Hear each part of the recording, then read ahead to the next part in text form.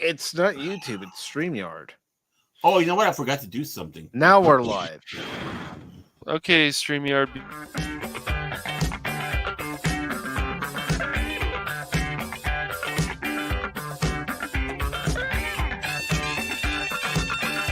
Pop Talk is where it's at, baby.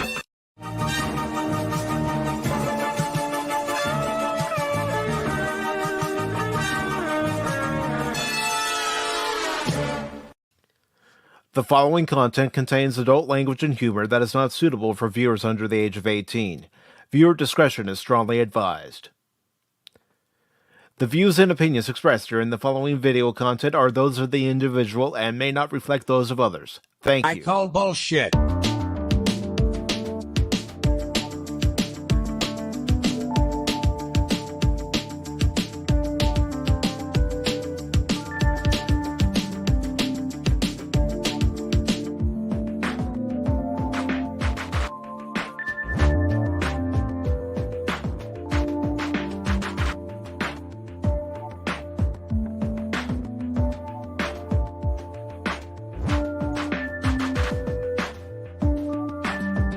Oh my God, who the hell cares?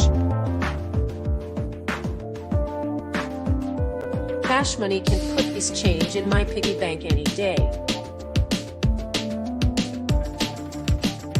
Respect my authority!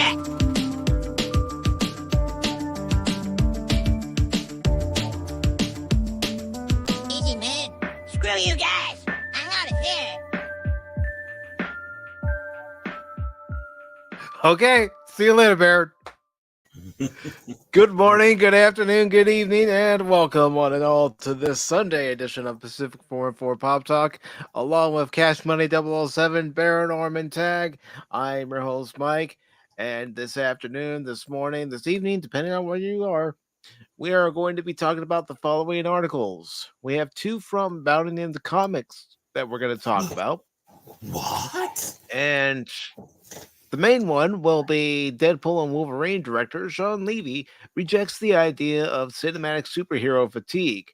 People are way too quick to declare the last rites of the superhero genre. Well, Sean, have you been looking at the recent box office numbers for superhero movies? Look at the flashlight. That's the dumbest thing I've ever heard. Look at the Flash last year. Look at the Marvels. Look at Madam Web this year, among others. You know, Eternals. Yeah, I don't think they Well, did too bad. I got to take on it. Very I'm good. surprised you guys. I'm going to wait until we get there. I'm not going to say it now, man. Not going to say it now. I know you want me to fire off my shots now, so I have nothing to say later on. Nope, Don't Sure, Ben. don't fire them No off pressure. yet. Don't fire yeah, them off yeah. yet. Yeah, don't make me. You know what really grinds my gears? You know, it's just, yeah.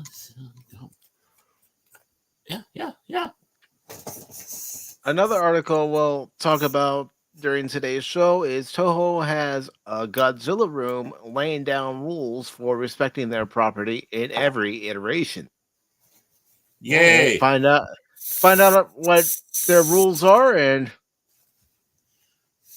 what was that? Oh, that was me. Sorry. I didn't think you could hear that. Never mind. Never mind.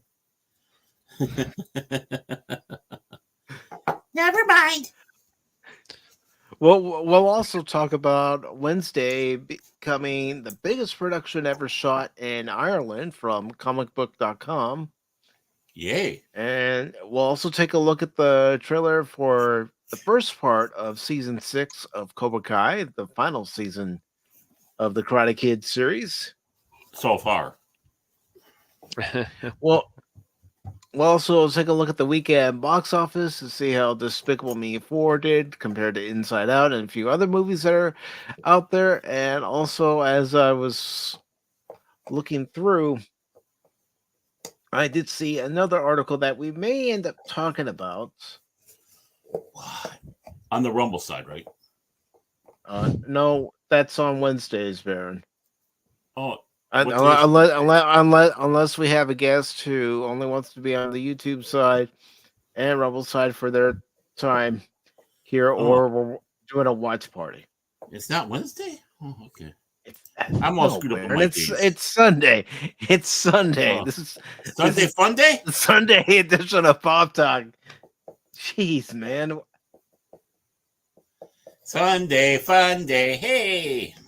But you know what? I know this is a surprise article. Let me just see if it's a recent article before we talk about it. Because you know what? Let's go ahead and talk about this first before we get into the Deadpool and Wolverine. Oh, I think this is interesting. This is the one you just found, huh? Okay. Yes, this is the one I just found. Okay. I can't wait. This is going to be a super secret one that we don't know about. Woo! Now I'm going to be super. Everything's going to be. I don't know. I've never heard of moviemaker.com. No. But it's one that popped up on Bounty in the Comics page. Hey, look, it's our favorite actor. Yes, Alec, I didn't shoot Baldwin.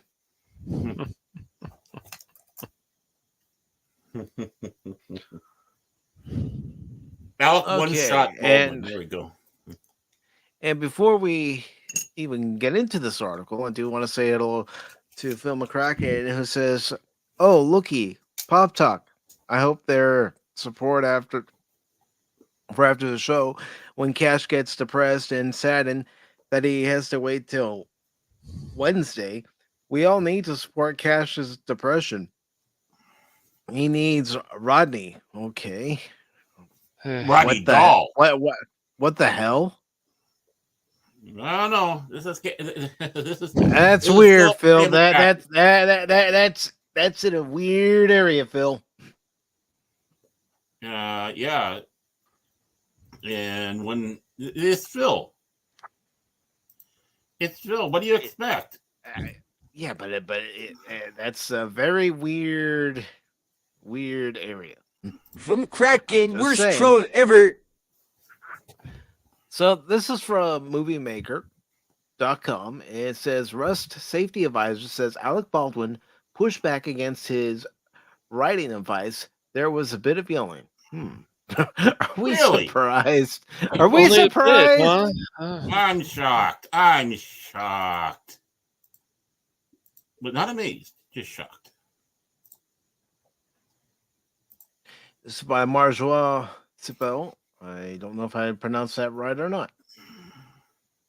So I could guess at it. Alec Baldwin argued about horseback riding on the set of Rust to the point that a bit of yelling took place, according to his safety advisor who worked on the Western movie after production resumed following the accidental shooting death of cinematographer Helena Hutchins. Hutchins died from a gunshot wound injuries after a loaded gun went off in Baldwin's hand on the set of the movie in October 2021. Okay, sorry. So this incident that we're reading about here took place after Baldwin unalived a young lady. Yeah. And he's still balking. Okay. I just want to make sure I got everything. Yeah, see why when I saw the headline, it piqued my interest? Now on set, safety advisor Paul Jordan, who was not present at the time of Hutchins' death, but who worked with Baldwin after production resumed 18 months later, is set to testify at the actor's involuntary manslaughter trial. It's scheduled to begin next week in Santa Fe, New Mexico, where the production was filming at the time of Hutchins' death. It's been 18 months? Yeah. Wow. After production on Rust resumed in 2023, safety was, of course, a big priority, but Jordan says Baldwin tried to ignore advice when it came to riding horses at a first fast gallop. Are we surprised? No. Everything that we've learned from Baldwin, specifically on the set of Rust, raises a red flag from the very beginning. From the onset of pre-production to production itself, this was bad juju on the set. Well, what a time for. Oh no, I'm not going to say it. But There's shades of Christopher Reeve. That's all I was going to say. What a time we could have shades of Christopher Reeve, if you know what I mean. There was a little bit of yelling at times, and he could do certain things that everyone else felt he couldn't do. Jordan testified in a pre-trial interview. Jordan explained that Baldwin, who has a bad hip, needed the help of multiple people in order to mount the horse, but he still wanted to ride very quickly over uneven ground. The safety officers advised him to keep it to a slow walk, but according to Jordan, Baldwin disagreed. We took the gallop out of it completely, Jordan said. He just kept insisting that he was capable of doing it, and we didn't feel he was. Well, I mean, someone with a bad hip probably shouldn't be going at a fast pace on a horse. He just wants to Baldwin, show Kim that he still has it. That's all. You divorced me. I don't know who Look at me. Look how good I am. I don't know who he wants to show except himself. Go, I still got it. That's right. I still got it. I think you're right. I think it's him. His own ego. Baldwin relented and ended up agreeing to slow down on the horse, very reluctantly, Jordan added. Jordan's testimony will be used by prosecutors to demonstrate what they argue is an ongoing pattern of disregarding safety from Baldwin. But Baldwin's attorneys argue that what happened on the Montana set 18 months after Hutchins' death shouldn't be used against him. Of course they're going to argue against that. Right.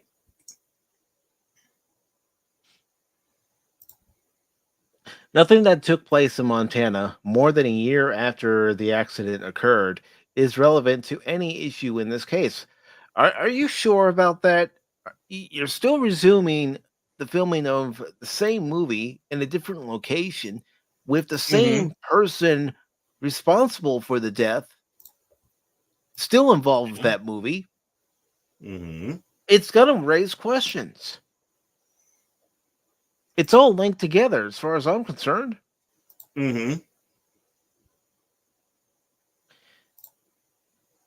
But anyways, it says nothing that took place in Montana more than a year after the accident occurred is relevant to any issue in this case. The defense argued in a motion to stop Jordan's testimony, according to Variety. Last week, New Mexico Judge Mary Sommer denied Baldwin's motion to have his involuntary manslaughter charges dismissed. Baldwin has denied any wrongdoing in Hutchins' death. He has said that the gun went off in his hand without him pulling the trigger. Yet, the investigators proved that in order for that particular firearm to go off, it has to be pulled. This is where I call bullshit. That's where in March. In March, Rust movie set armor Hannah Gutierrez Reed was found guilty of involuntary manslaughter and was sentenced to 18 months in prison in April. The sentence was handed down by Judge Mary Marlowe Sommer in a Santa Fe courtroom. Rust director Joel Souza, who was also injured alongside Hutchins in the 2021 on-set accidental shooting, gave a statement about the impact of Hutchins' death along with other friends and family of the cinematographer over video at Gutierrez Reed's sentencing. What I want is simply not possible. What I want is everyone is okay and lives aren't destroyed, Susan said, according to CBS News. One moment the world made sense, and the next moment it didn't. It still doesn't, and I don't know if it ever will again, he told the courtroom through a virtual call. Those of us who were lucky enough to have shared in her Hutchins' fleeting time on this planet are better for it. Gutierrez Reed's involuntary manslaughter conviction was the first verdict a jury reached in Hutchins' death, and may serve as a blueprint for how Baldwin's own involuntary manslaughter trial could play out later this month. Baldwin's lawyers argued that the gun was modified, making it possible for it to go off without the trigger being pulled. Prosecutors argue that it was functioning normally and could not have fired without Baldwin squeezing the trigger. Judge Summers said, "Why would you modify it not to do that? That's just stupid." Yeah. Back to you, Mike. Judge Summers said her reasoning for denying Baldwin's motion to have his manslaughter charges dismissed was because his lawyers could not prove that prosecutors had damaged the gun, according to Reuters. Russ has not yet been released, and I hope it never is released. Mm-hmm. I hope it never sees the light of day. Right. Is the same director still part of this, I wonder? Or did they replace the director? That I don't know. Let me look it up and see. Yeah, because that'd be awkward. It has two directors listed. So I bet you he got replaced. I bet you, yeah. Let me just see, because I'm going to IMDb right now. Mm-hmm. As soon as the page. And those are in Montana, not in New Mexico. I wonder why. Yeah. Maybe New Mexico wouldn't let them resume filming after what happened. Well, yeah, I'd hope so, or mutual all above. Now, this is going to become something that's going to surprise everybody with what I'm going to say here. But he did, in the end, relent, right, and listen to the horse guy, the safety advisor, right? Okay, so what I'm going to say here is going to surprise. Baldwin's actions in this is no different than a lot of actors. A lot of actors think that they can go out and do everything. In fact, some go out and do as many stunts as possible, except for when absolutely they say no. And you hear that a lot of times on the sets, and people praise, "Oh, look at this person, so into the role, they were out there, yada yada and such." So the fact that Baldwin going out there with that, especially with an ego, and let's face it, most actors out there have them, right? The fact that he relented, I think, leads a little bit of redemption to the story, a little bit on that. So if he wouldn't have listened to his safety advisor and still went ahead with it, then we know. Then we know that, okay, Alec is just being a shithead again. So, again, when it comes around to praises and damnations, even Alec, I'm going to sit back and give a little bit of credence to on this one. I don't think he was completely, and yeah, I mean, when it comes around to heated, a lot of actors in that type of situation, it's like trying to tell Captain Kirk he can't go down on a away mission because it's not his job. It should be like the first officer leading it because you're too important. You got to stay on board the ship. No, I'm going down, and argue that point. So I got to give a little leeway to Alec on this one. I hate to say it. I don't want to. But again, this is not unusual for Hollywood at all. And we all know, all know when it comes around to actors, it's this. How many of you think the opinions of actors should be valued as much as, well, say, doctors, engineers, or a courageous congressman? Right here. Yeah, right on. Well, you're wrong. Actors are self-centered punks. And besides, if something would have gone wrong, he would have been the one that would have suffered for it. So, I mean, I'm just going to follow through with that one. And Phil, I understand what you're saying, but the investigators already tested that handgun and said there's no way it could have gone off on its own. Mm-hmm. Yeah, except for one thing also, Phil. a pistol like that, a handgun like that, how they were describing it went off is 99.9% of the time would never have happened, especially with the type of pistol that it is.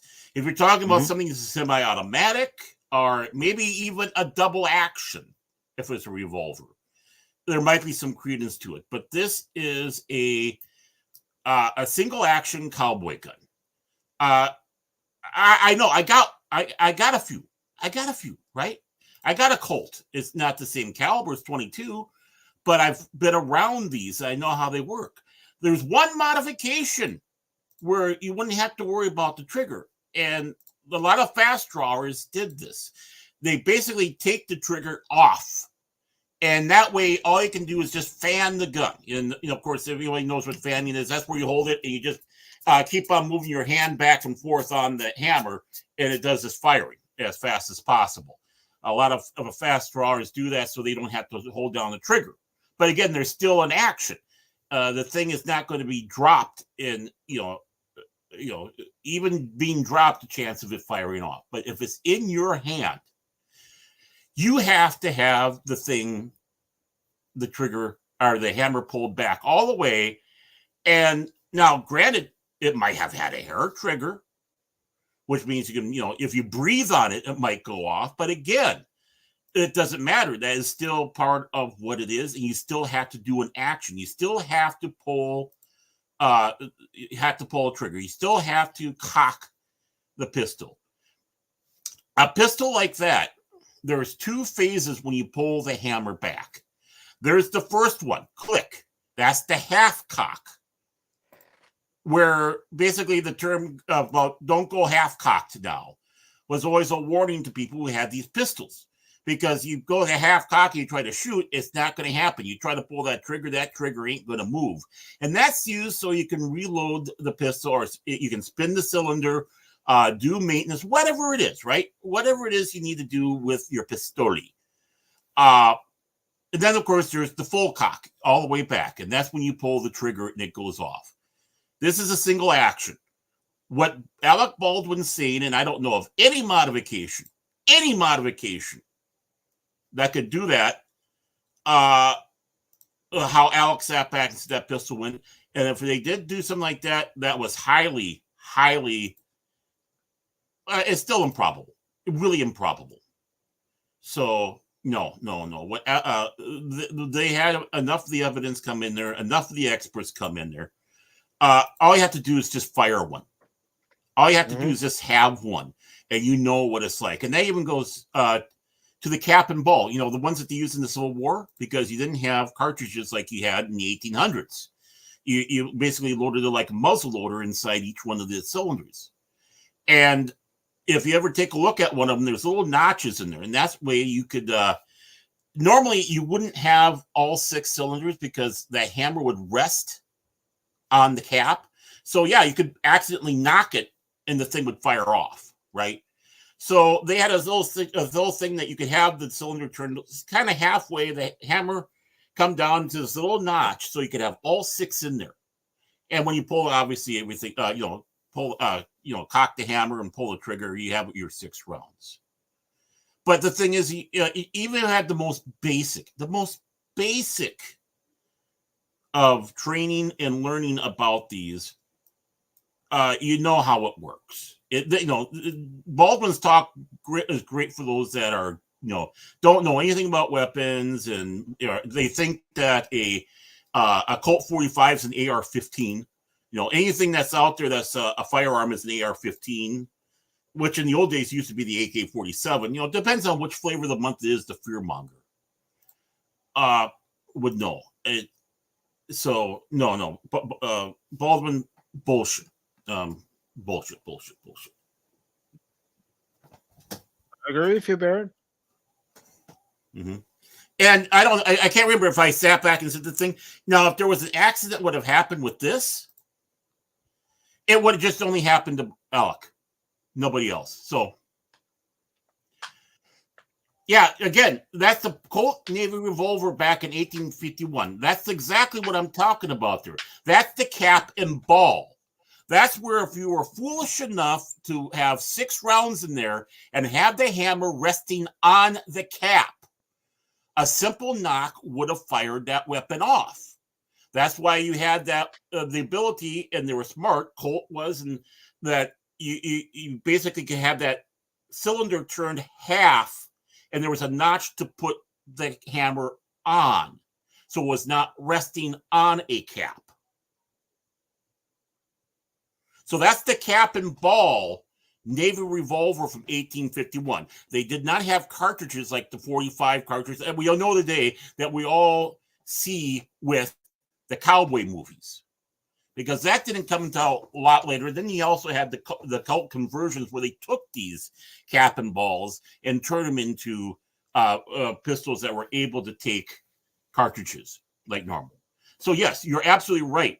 So that unfortunately, Phil, this is apples and oranges. When you're dealing with a cap and ball, and when you're dealing with one that is a cowboy gun from the 1800s, 1880s and such. Oh yeah, and let's not forget, you gotta be careful of multis, where sometimes all the rounds went off, but that was more on the pepper boxes. So yeah, you are right about that, Phil. But again, wrong pistol, wrong time, especially with what they're dealing with there. Yeah, especially with what they're dealing with in this Rust case, what they're using in the production of the movie. Yeah, and just to let you know, yes, I have cap and ball also. So yes, I'm fully familiar with how these all work. I grew up in and around these as a kid, so I know the little nuances between us. Trust me, I know the nuances. I've heard it over and over and over again. Well, a Sig Sauer, again, that's an semi-automatic. Yep. And Yeah, we're not talking about semi-automatics here, right, Bill, for the use of Rust. And if you listen the to me weapon that he's using is not an automatic. Right. And if you would have listened, I said in this beginning, I said like a semi-automatic could. I did have that. Unlike if I think the exact words, unlike a semi-automatic, which can, and also possibly a double action revolver. But this is a single action firearm. Right.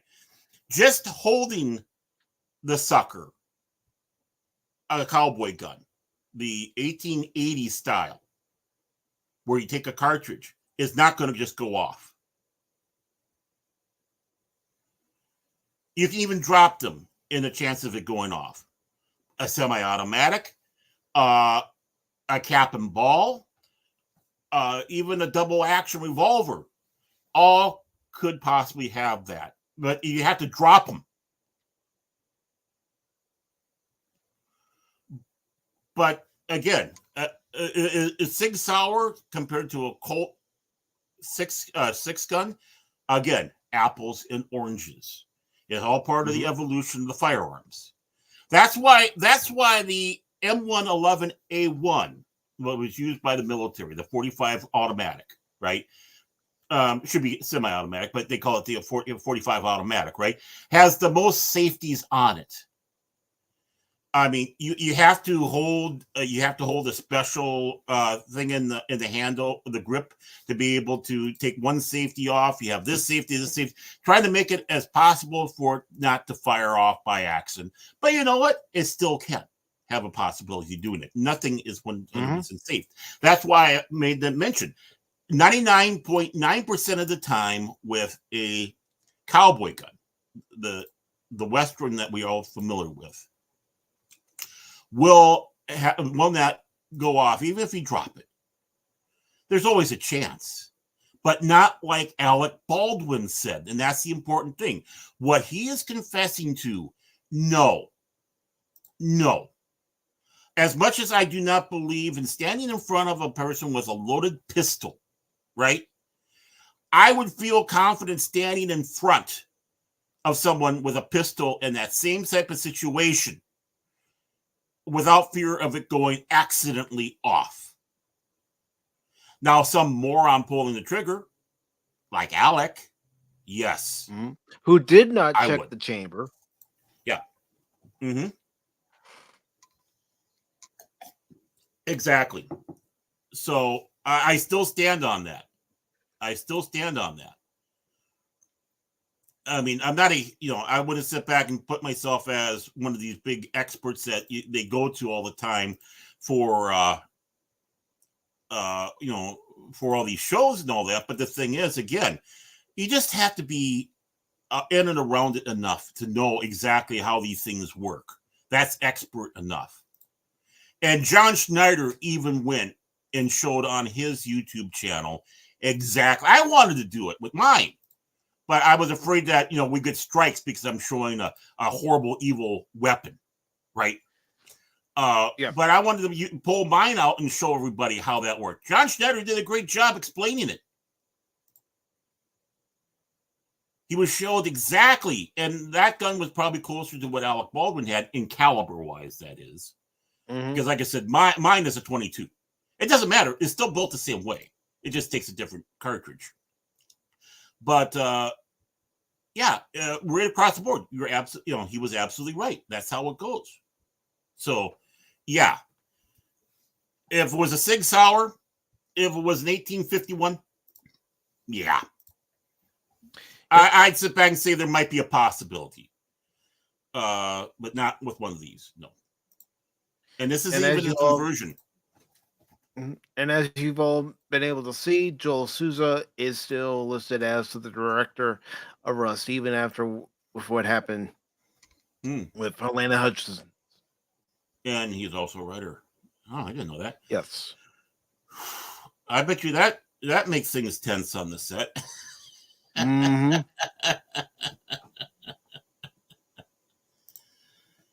I don't know. If I was him, I would have walked by. I can see he wrote it, so it's still his baby, but there's got to be a bad taste in his mouth. A bad taste, so. How could there not be? No, He may not say it publicly, but how could he not have resentment for Alec Baldwin after what happened? Well, yeah, especially as he's trying to throw everybody under the bus. Mm-hmm. And yeah, the armor again, she deserves it. But, again, Alec deserves a lot of it because he's a producer. He's the one that went out and poo-pooed a lot of things. He's the one that was reckless. So, and he, again, should know better. And he's been around firearms that can, like you said, Phil, like a Sig Sauer or whatever, can have a malfunction and do that. So you'd think you'd be even extra careful on that one because you're usually doing a more modern film, like he did. He's going out there and playing in a more modern, where you're using more modern firearms. So yeah, there's no excuse for this. And no, none. And I retain the fact that pistol can't do what he said it did. It can't. There's no possible way. Don't make me go out there, grab my pistol, load it up with 6 rounds, cock it, and throw it on the ground to show you that. I don't want to do that. It's still not a good idea. No. But then again, that takes the action of actually throwing it and jarring it on the ground and having it do that. And yeah, that's why you never tell anybody to throw their weapon down. You tell them to put the weapon down. Mm-hmm. Carefully and slowly. Yeah, because you don't want it to discharge. Exactly. Which it could. So, any other thoughts on this, everybody? I just got this to say. I call bullshit. I mean, with it all. I mean, maybe the guy should have let Alec go out there and ride that way. really teach him his lesson. I'm sorry. Maybe, but you know that guy probably has respect for his job and wants to be able to work on other productions. He doesn't want word gets around that mm-hmm. he let an actor just go half cocked, no pun intended, but half cocked on a horse. Well, I'm just gonna sit back and say, great way to say to bring it all together. But yeah, well, that's just say he's a professional. He's not going to do that because he has pride in his work.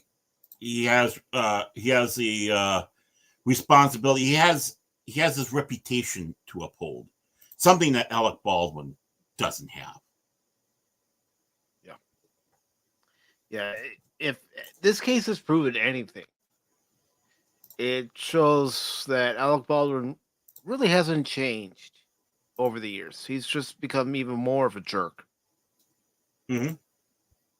An egotistical jerk. Mm-hmm.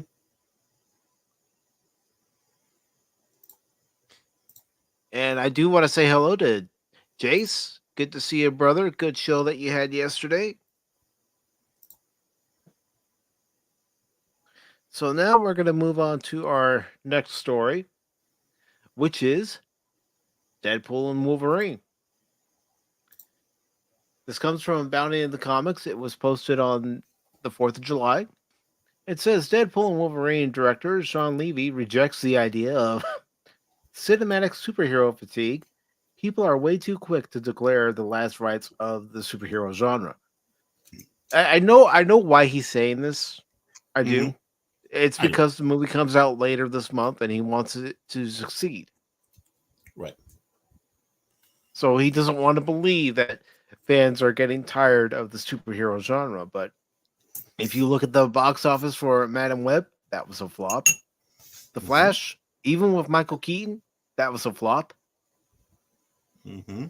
The Marvels, Black Adam, yeah, it started off hot, but it died down very quick. Mm-hmm. I'll give my hot take after the story. But yeah, you got points here. Absolute points. But I think some of it might lead into what my argument might be. So, all right. Mm-hmm. And adding his. By the way, where's Cash Money? Who's Cash? He said he'd be right back. Oh, he's sleeping. Oh, went down to the kale market again. Okay. And adding his voice to the ongoing discourse, Deadpool and Wolverine director Sean Levy has dismissed the idea that general movie-going audiences are currently suffering from superhero fatigue. The seeming last hope to save the Marvel Cinematic Universe from complete failure offered his take on the superhero genre's current struggles while speaking with Entertainment Weekly's Nick Romano in promotion of the upcoming crossover film. Vic Romano from MXC? Right you are, Ken. Oh, it's Nick. Oh, it must be his brother. Nick. It must be his brother. Rather than delve straight into the topic, Levy began his thoughts by discussing the overall concept behind Deadpool and Wolverine, explain with the character of Wade, especially in combination with the character of Logan. I saw that story beyond the franchise value. You have Wade Wilson, who is like an impetuous motormouth child in a super heroic man's body.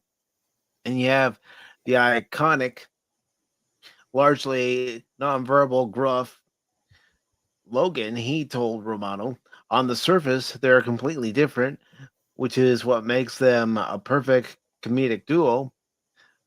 But they're both haunted by regret, the director added.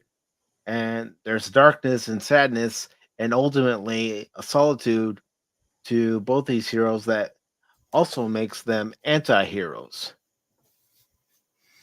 From there, Levy dived into the film's myriad of cameos, explaining that while fans may be wary of such Easter eggs given their overuse in recent years, the Deadpool and Wolverine team didn't want any of the cameos, or characters to be the story of the movie. unfortunately, with a lot of cameos, that's all the movie starts to become. Yeah, it becomes member-berry films. Yeah, too much nostalgia is not always the best idea, as we've seen. Oh, but they are peppered in throughout, he detailed. There's a lot of characters. The internet is a delight of rumors about the multitude of character cameos that are in this movie. Some rumors are true, some are way off base. Continuing, Levy further noted Wade himself is a fan without giving anything away about the various universes the different characters live in, because he is in some ways a fawning motormouth little fanboy himself. It allows the movie to call out and reference a ton of deep cut Marvel references. I mean, I have to sit back and say go. Go ahead, Baron. Go ahead. Oh, I think that's one thing that we always sit back and say about how Henry Cavill's one of us. I think we forget that Ryan Reynolds is one of us as well. Yeah. But, it almost sounds to me like this is going to be a cavalcade of cameos and special appearances one after another. As long as the cameos make sense and they're not just thrown in there to say, hey, look at what we did. Hey, yeah. Well, we did see the Sabretooth one, so it looks like that's relevant. Yeah, we did. Yeah, Sabretooth is relevant to Wolverine. Mm-hmm. In light of Levy's willingness to lean into those very genre, however you want to say it, trappings, which, thanks to a recent over abuse by lazy writers, have led to some audiences completely tapping out of superhero films altogether. The director was then pressed by Romano for his thoughts on the concept of superhero fatigue. And the response is Marvel had some misses. He ultimately admitted, I'd say some. There's more than just some. Well, he's trying to be diplomatic. I know.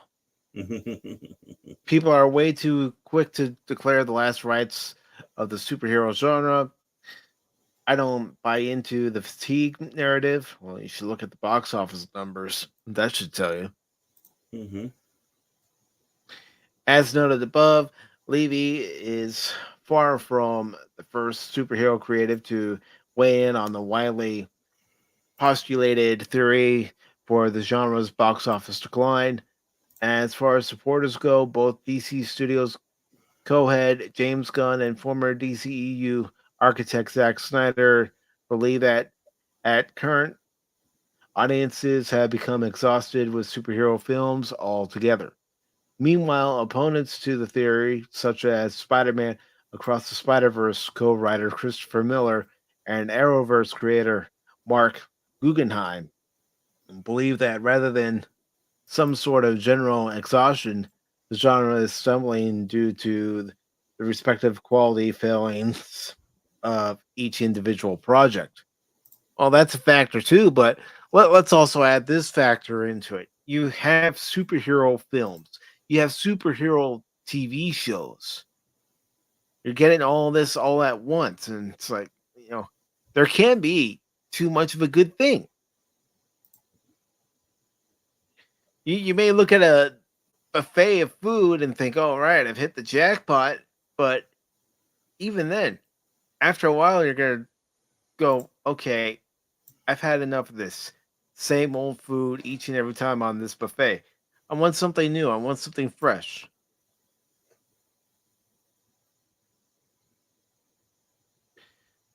And that's how this article ends. Well, I will sit back and say I agree partially. Exactly what he sat back, what was said in there. It might not necessarily be the fatigue, even though I do believe they should pull back a little bit and slow down on all this. The reason why I think they're going with the quantity over quality, and that's the problem, is they're trying, things aren't going well, and they're trying to milk what they can out of this poor cow that doesn't have a drop of milk to give no more. But it's something of their own making in the fact that it's not necessarily the quantity that's coming out, it is the quality. I mean, Madam Web, honestly, what casual fan really knows about Madam Web? The Marvels, honestly, with the bad press and Brie Larson shooting her mouth off and basically a lot of people sat back and said a horrible story. Again, that is the problem. You're bringing out these films that all they are messages, are validation, virtual signaling flags, where your ally crap. And it's now going to be going over to DC because, some of that we were saying was DC. A lot of people said Black Adam was not that good a film. It had that good strong. People thought, oh, this is going to be good. This is going to be good.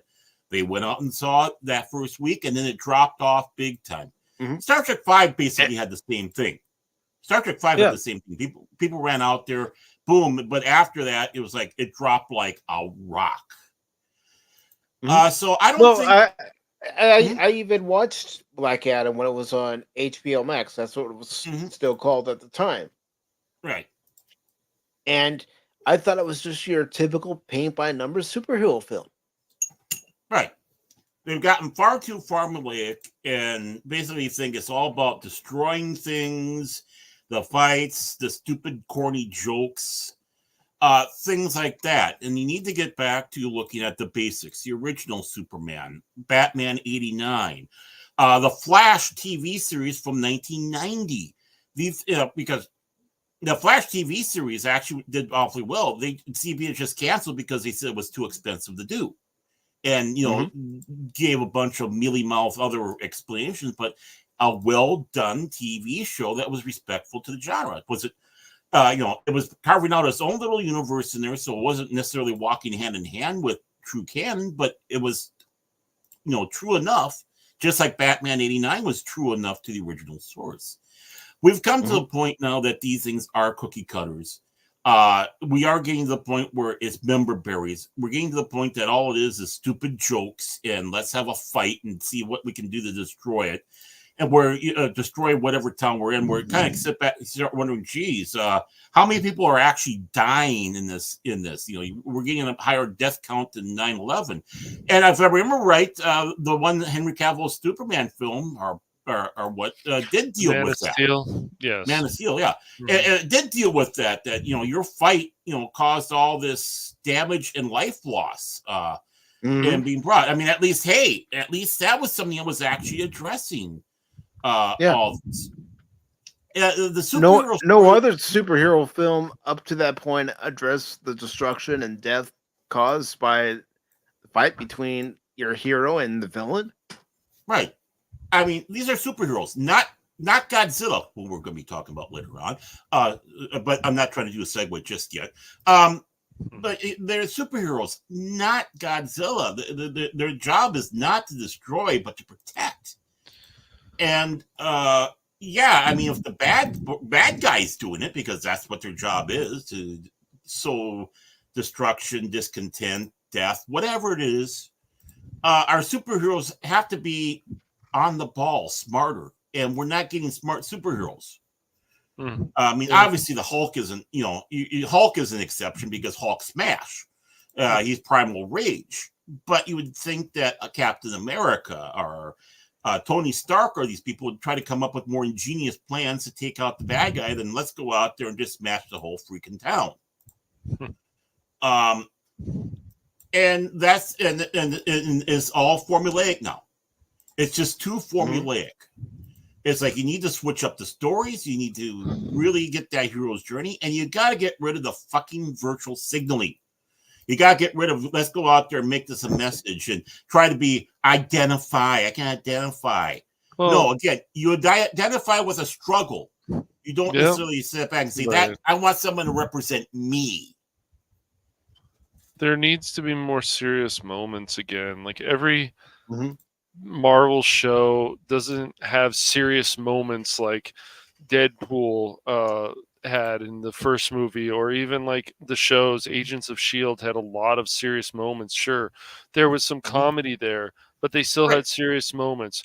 Daredevil, going to with DC or even Marvel with Daredevil, that's Marvel. So they had serious moments. Daredevil got hurt.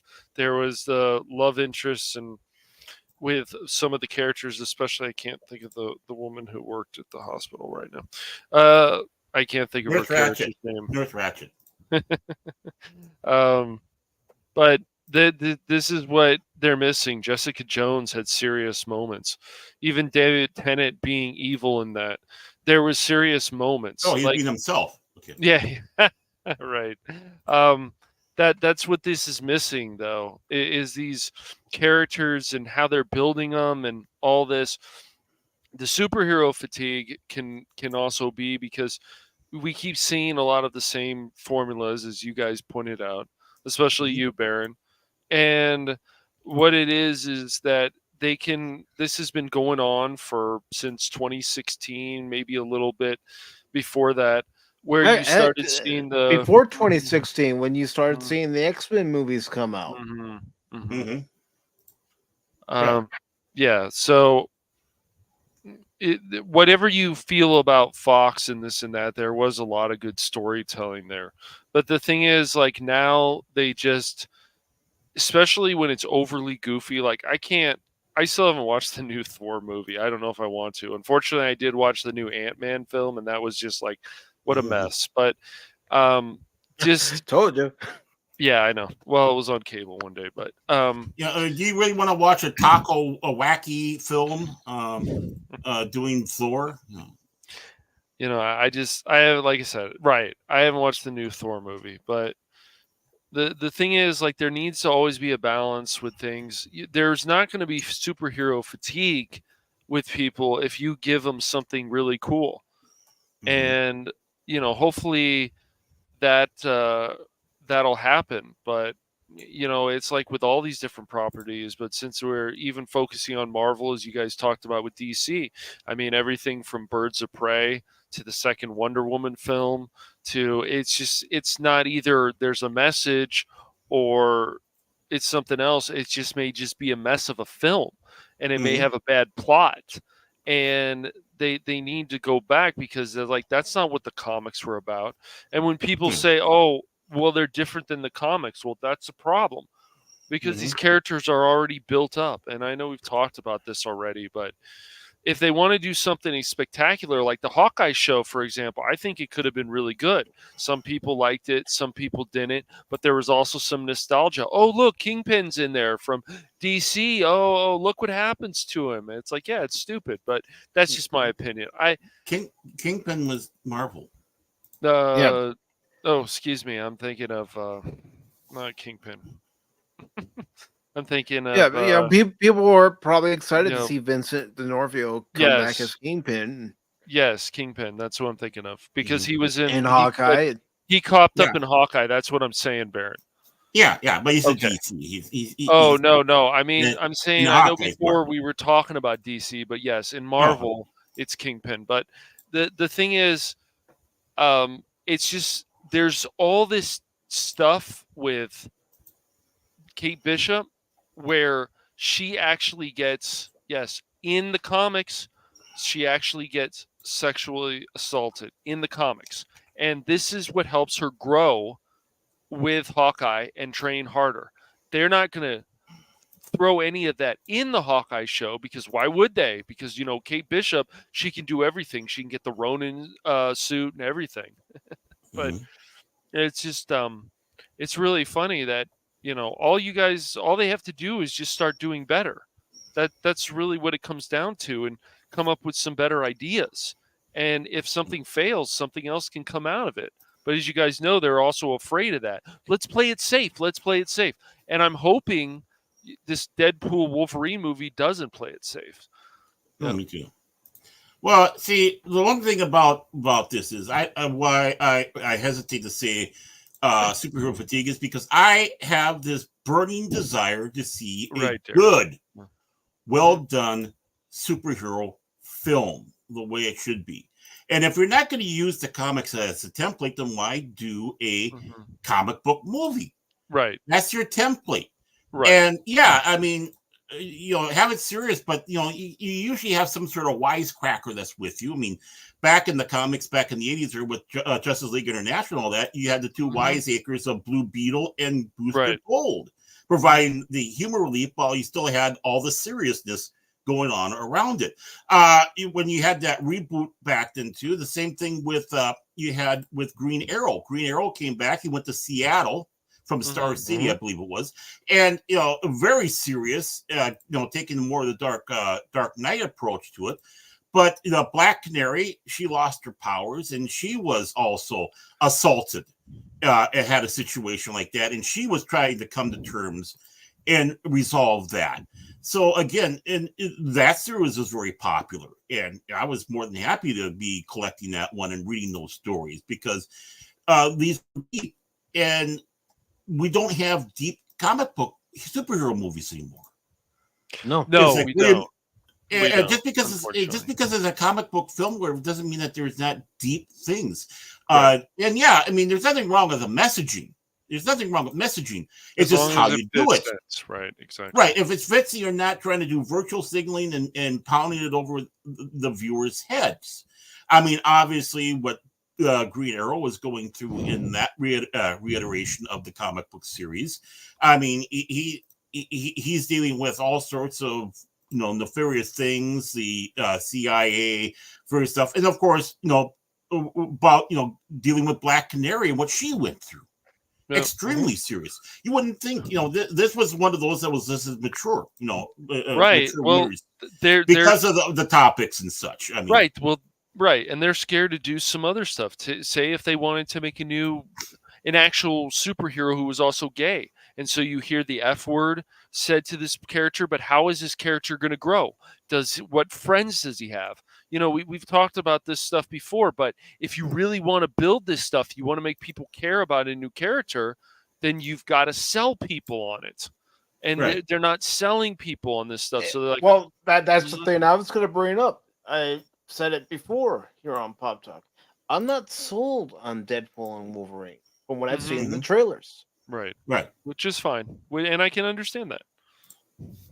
Now, granted, the trailers might be misleading, especially with hearing what they were talking about, that both these, what the director or whatever was saying about how both these are going on a journey with stuff they have to deal with. But what do we see in the all the adverts is just the goofiness, which it's kind of funny. The scene with Sabretooth that we saw was kind of okay, this is amusing and all that, but if they are going to go with the hero's journey with that, that preview is a disservice. And again, just like Mike sat back and said, he's not interested. But like I sat back and said too, is you can have a bad trailer and a great movie, and a great trailer and a bad movie. So I'm hoping that this is one of those that this is going to be a good film in that fashion. I just want it to be better than two. That's what I'll admit. I may not be interested, but if I hear enough positive, genuine, keyword, genuine feedback, I might go see it. But as it stands right now, I have no interest. Right. I'm not going to go with Rotten Tomato scores. I don't trust them. No. I mean, I'll be honest. I'm being serious. I don't trust them. They're shells. But, people that surround our community, 24 comes back. Hey man, like that movie was just kick ass. You just got to go and see it, man. That was just fantastic. Or or somebody else that's within our group as and I because I respect the group. Hell, I mean, this is one of those times when you wish Clobby was still around with us, because he'd sit back and lay it down on the line 100%. Even if you don't necessarily agree with him, at least you're going to get something honest from him, or you would have had something honest from him. And I hope that's what all of us are going to do, remembering and respecting that memory. Just go out there and be honest about it. Why you liked it, why you didn't like it, so on and so forth.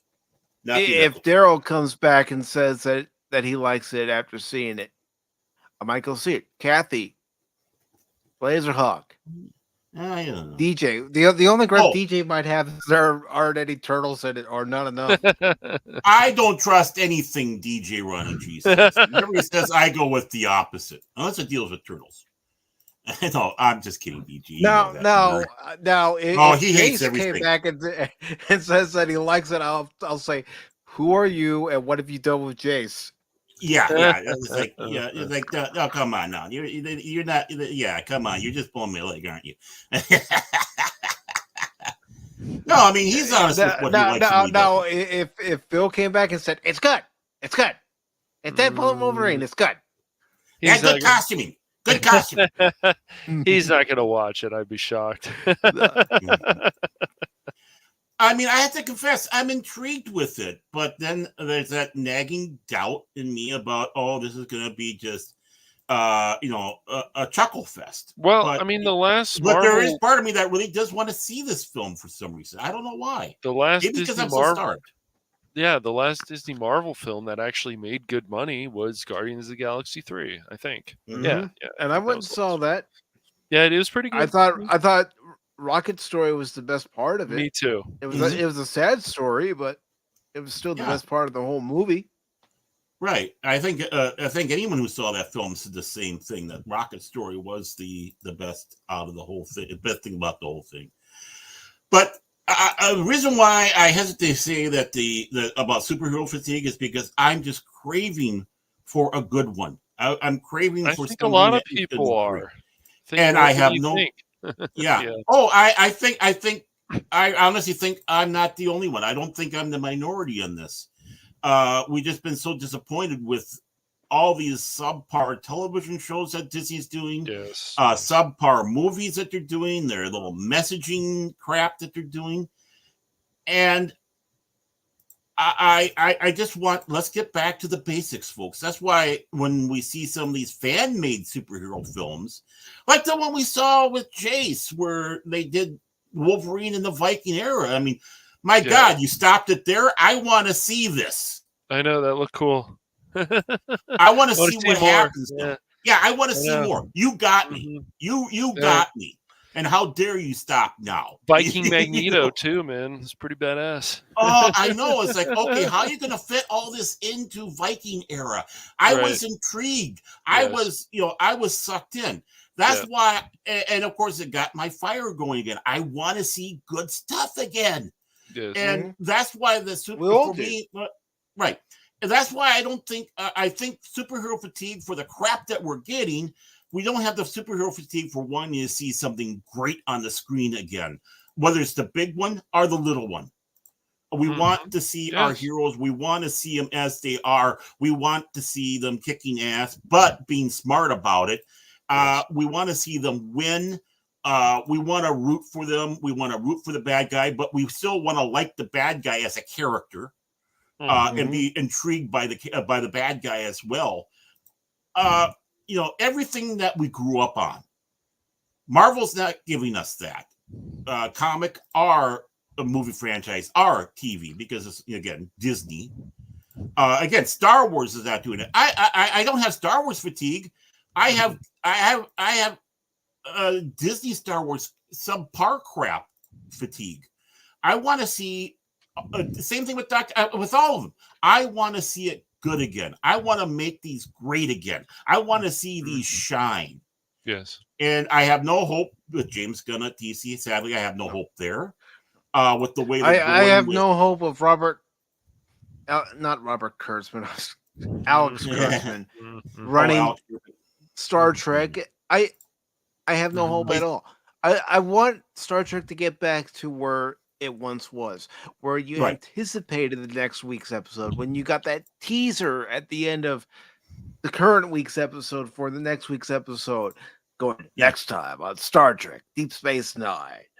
Sisko finds himself lost in the Gamma Quadrant, surrounded by the Jem'Hadar, right, with no way of receiving any kind of help. Yeah, what's Kirk going to do next week? What's Picard and Riker going to do next week? And Data. Yeah. What is Cisco and Dax and Bashir going to be doing in the next one? Even though it's not my favorite, I'll even go with Voyager. What's 7 and 9 and Janeway and all those going to be doing in the next one? Or Archer. How is this saga going to continue? You still had that. I'm sorry for laughing, but. Mentioning Voyager next time on Star Trek Voyager. Harry Kim finally gets promoted. Oh no, Harry! Never gonna happen. The eternal ensign. Come on, Harry Kim, dude, you're there. No, oh shit, maybe next time.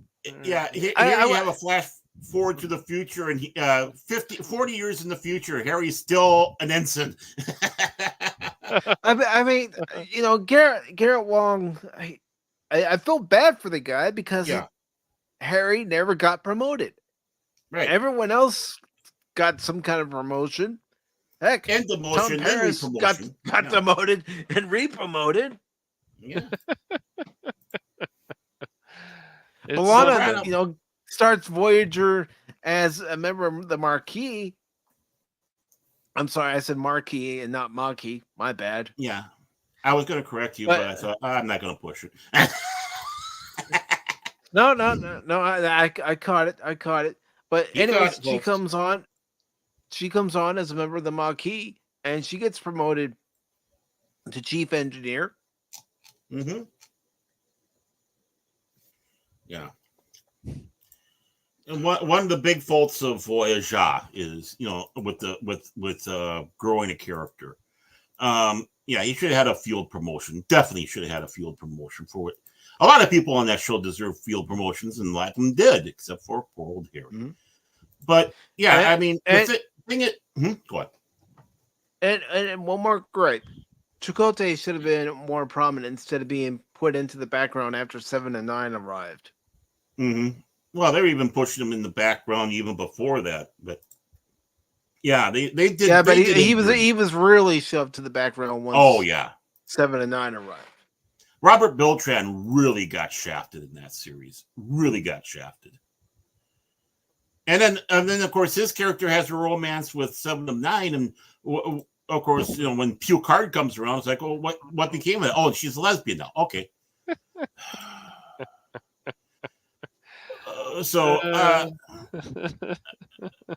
But that's just it.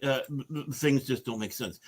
I don't have the fatigue because, again, I'm surrounded by all this IP stuff and others that's not part of the IP, their own things.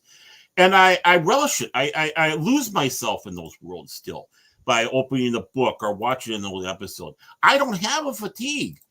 I have this burning hot desire that I want to see this great.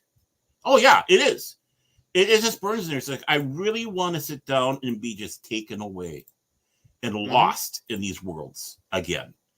And what we have now. You could get lost in Star Trek, Doctor Who, Babylon 5, Knight Rider. You can get lost in Knight Rider. I did. Yeah. I mean, it was a simple show. It doesn't have to be a complex thing, right? No, it doesn't. Right? It doesn't have to be Shakespeare. And by the way, just to let people know, Shakespeare was basically common people stuff. So yeah, it should be like Shakespeare, where the average person identifies and goes along with it. And what I mean by identify is like, they're not, oh, that's me. I want me represented. No. It's the struggle. It's the story. It's the situation. Let's get back to that. Let's make these great again. See, we're not negative here. I mean, that's all we want. We want to be able to praise good shows, good movies, and tell you about it. Right. It's why if we see a good movie or see a good show, we're going to tell you about it. It's why I told you all about going to see Horizon, the Kevin Costner film. Yeah. Why it's worth going to see. Right. So I told you guys about the Iron Claw. Why you should go see it. No, wrong guy. I know the wrong one. That's Baron Von Raschke. Well, we don't want this. Everything sucks. Yeah, that's what they say. Pop Talk's dishing out negativity every single day. Yeah, we don't want that. No. You guys don't want us to come on here each and every Sunday, each and every Wednesday, pissing and moaning and groaning because it's all something that sucks. Because we got to get the views. If we get the views because we've watched this and ranted about it, then everybody will like us. No, you guys don't want that. You want to know why? Because it gets old. Right. You know, basically what it would be our intro to the show, then this. It stinks. And the outro. It goes over. Yeah. We don't want that. See, I'm trying to get our a quota of clips in sound bites. See, I'm working on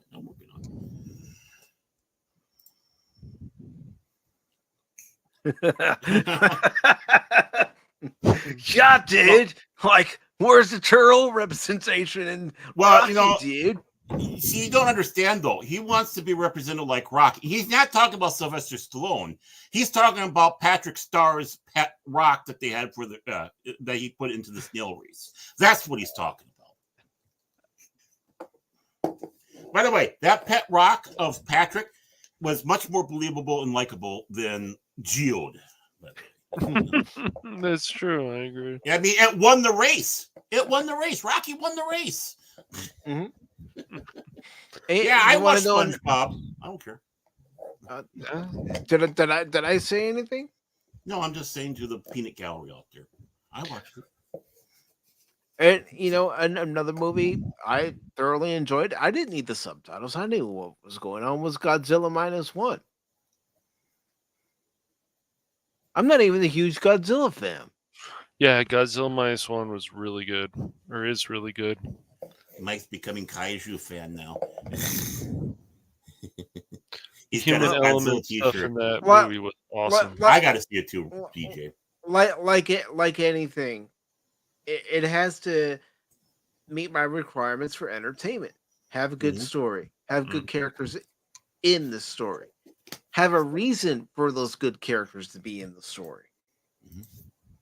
Have a proper beginning, middle, and end. And boobies don't hurt either. Boobies. Oh no.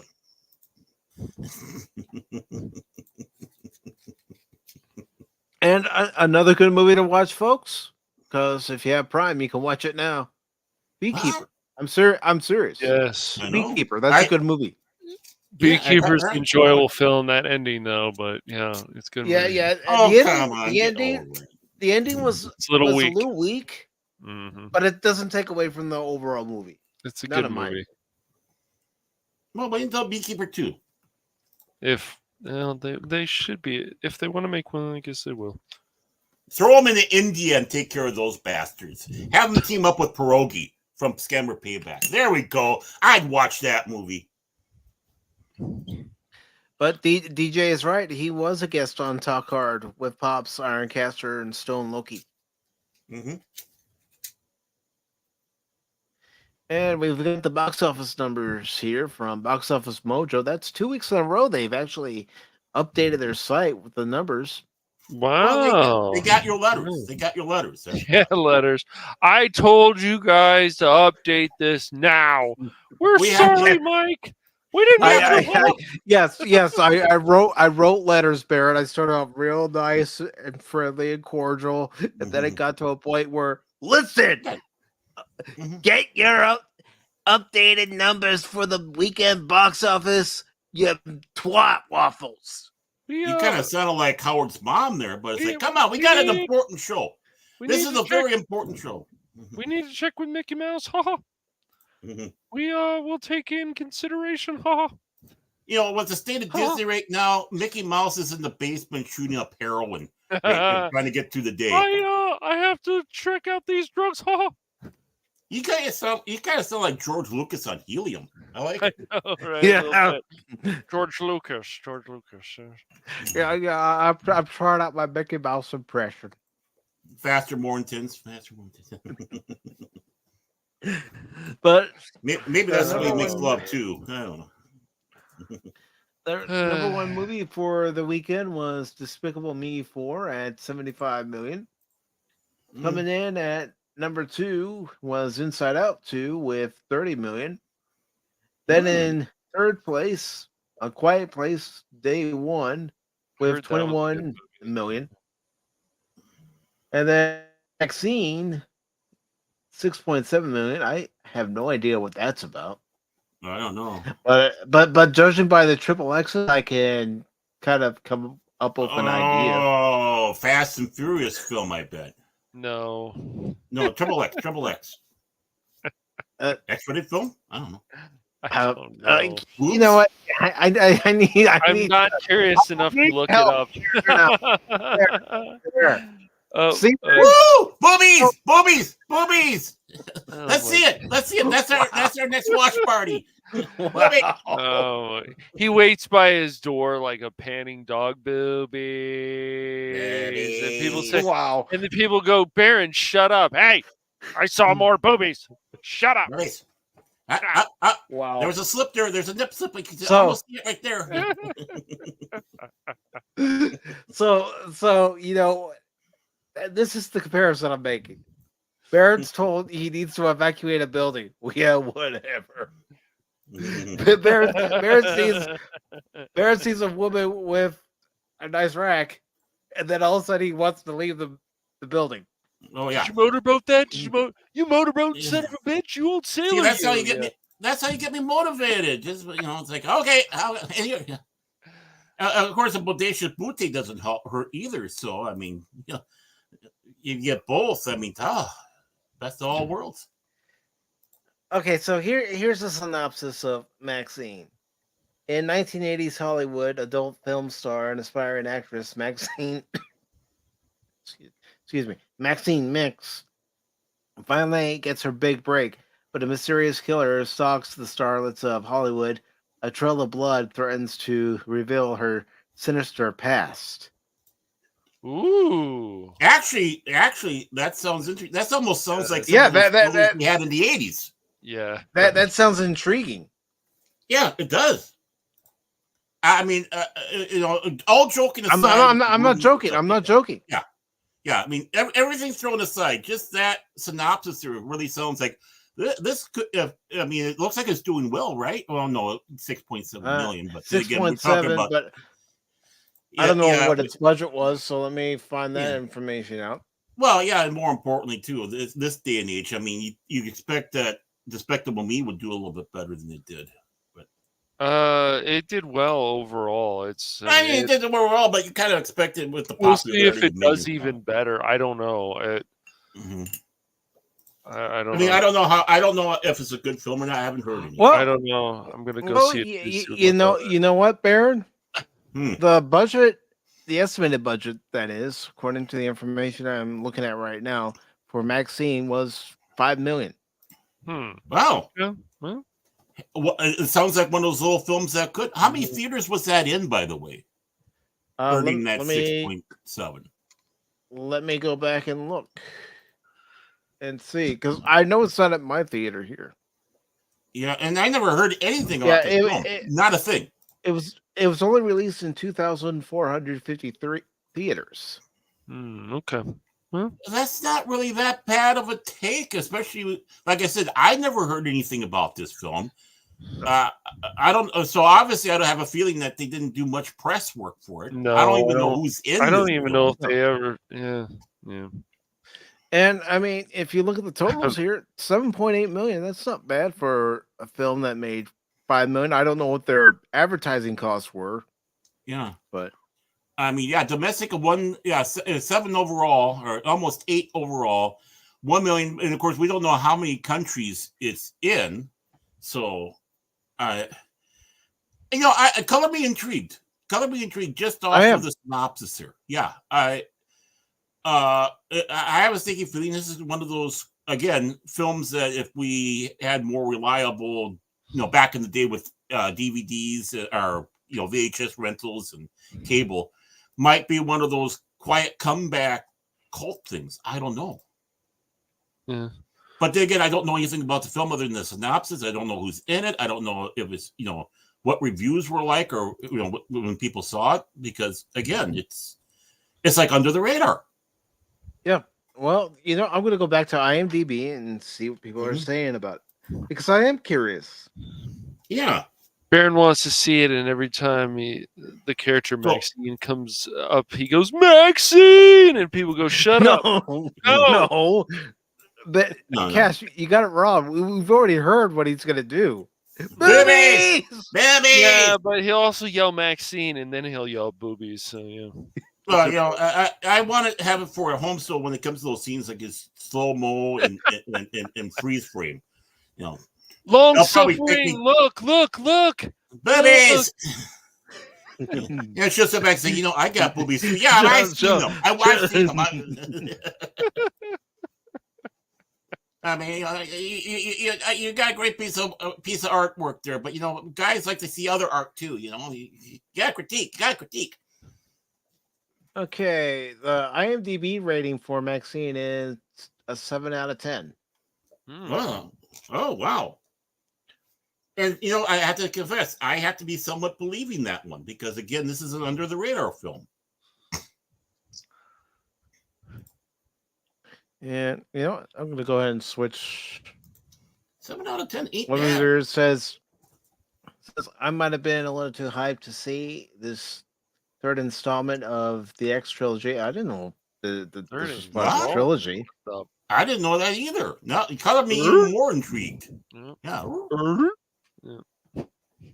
Because again, I left the theater somewhat disappointed. Mia Goth rocks the role of Maxine, but the character deserved a better finale. The stakes didn't feel high enough. I'm a fan of Kevin Bacon, but his character wasn't threatening at all. He was more comical in an annoying way and given way too much screen time. The kills were okay, the detectives were one-dimensional characters, and the finale was anticlimactic. I would have liked to have seen something more with a Tarantino vibe. Well, it's not a Tarantino film. Yeah. It sounds like he let himself down. It sounds like in that one. He even admits in the beginning. Yeah. So. But I didn't even realize this was part of a series. Wow. I didn't either. Color me even more intrigued.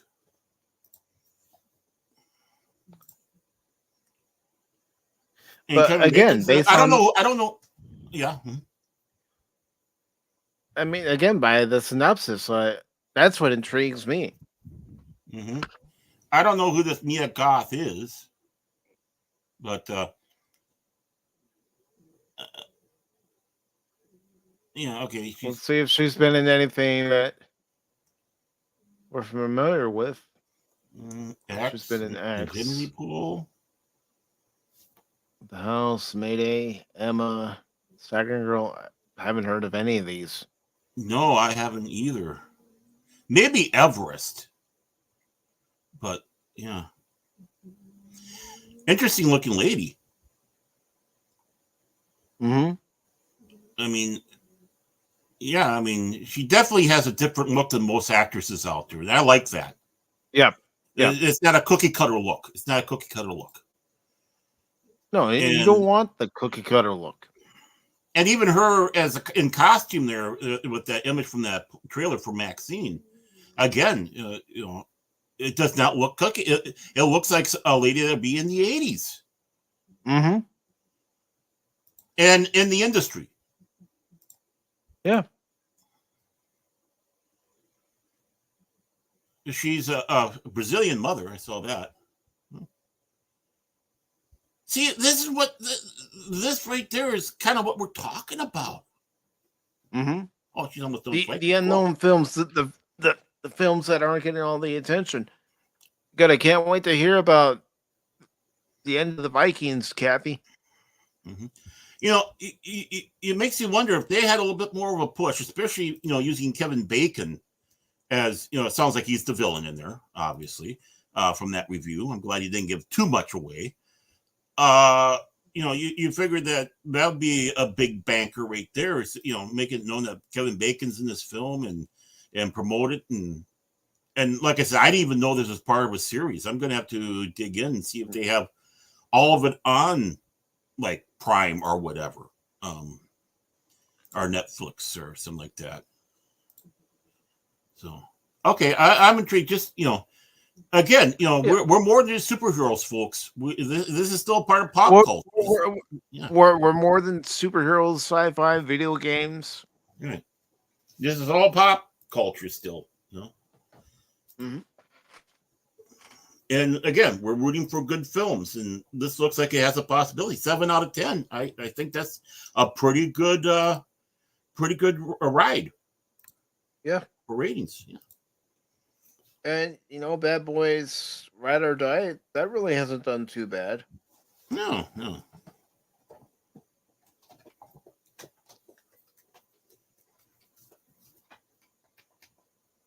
Let's see. Let's check out the other numbers here. Sound of Hope, the story of Possum Trot. Mm-hmm. I've seen trailers for this. This does look good. Unfortunately, for my area, it's not playing here. Yeah, and that's the problem.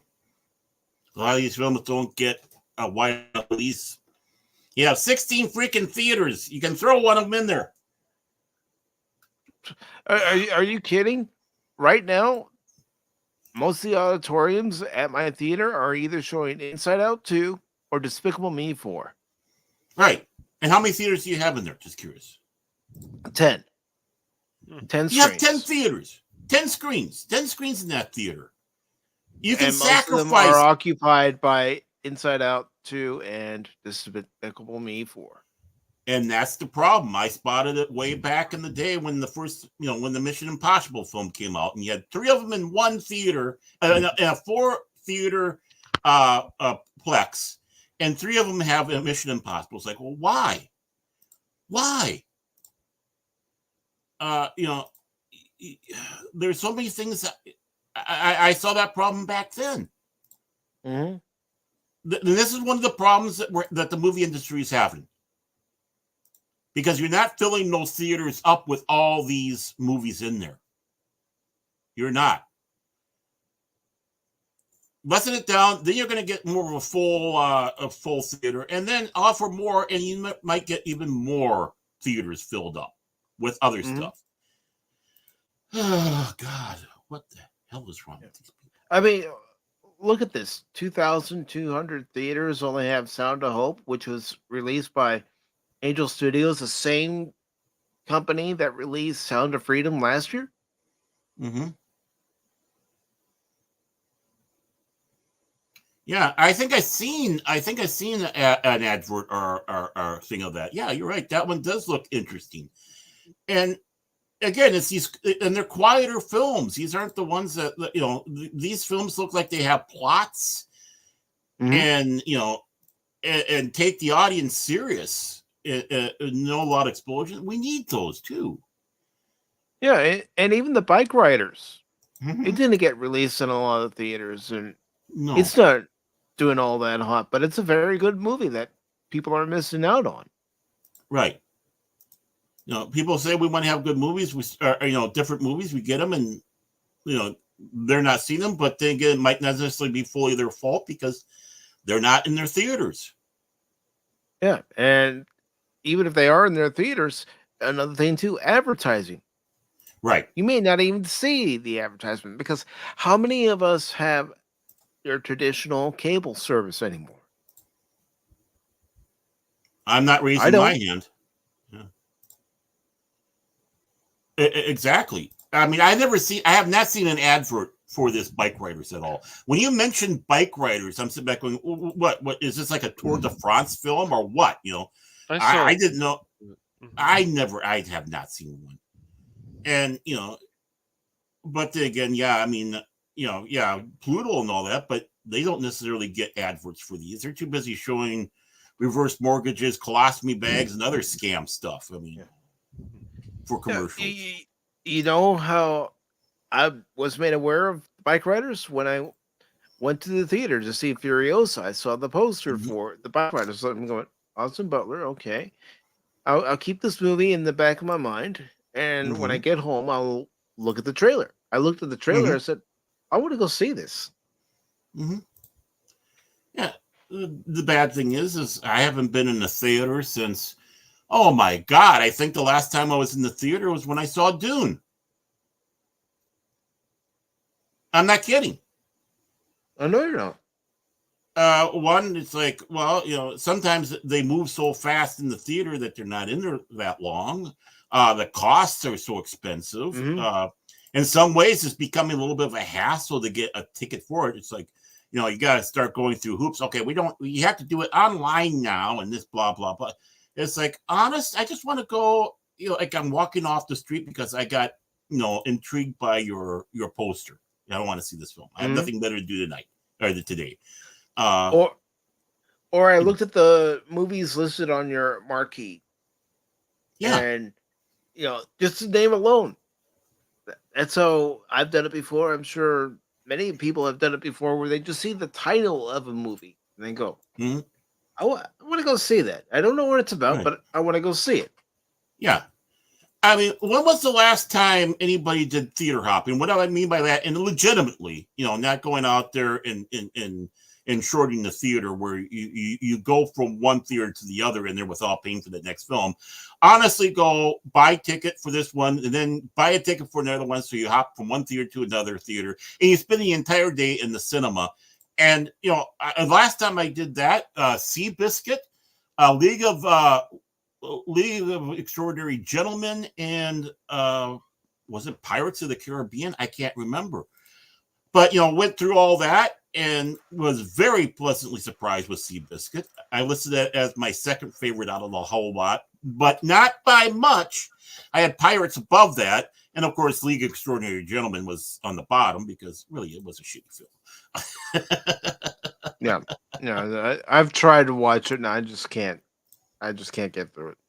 Great premise. Well, Alan Moore comic, but they took a lot of liberties off of it. But still, Sean Connery and others, it's like, oh, this. I mean, I saw the whole thing because I was in the theater. I'm going to get my money's worth. I've never walked out of a theater, by the way. Never walked out of a theater. I came close one time, but I was with my then wife, and it's like, I can't really do that because she'll get mad at me. But that was what's Kung Pao. Enter the Fist or Fury of the I can't remember this.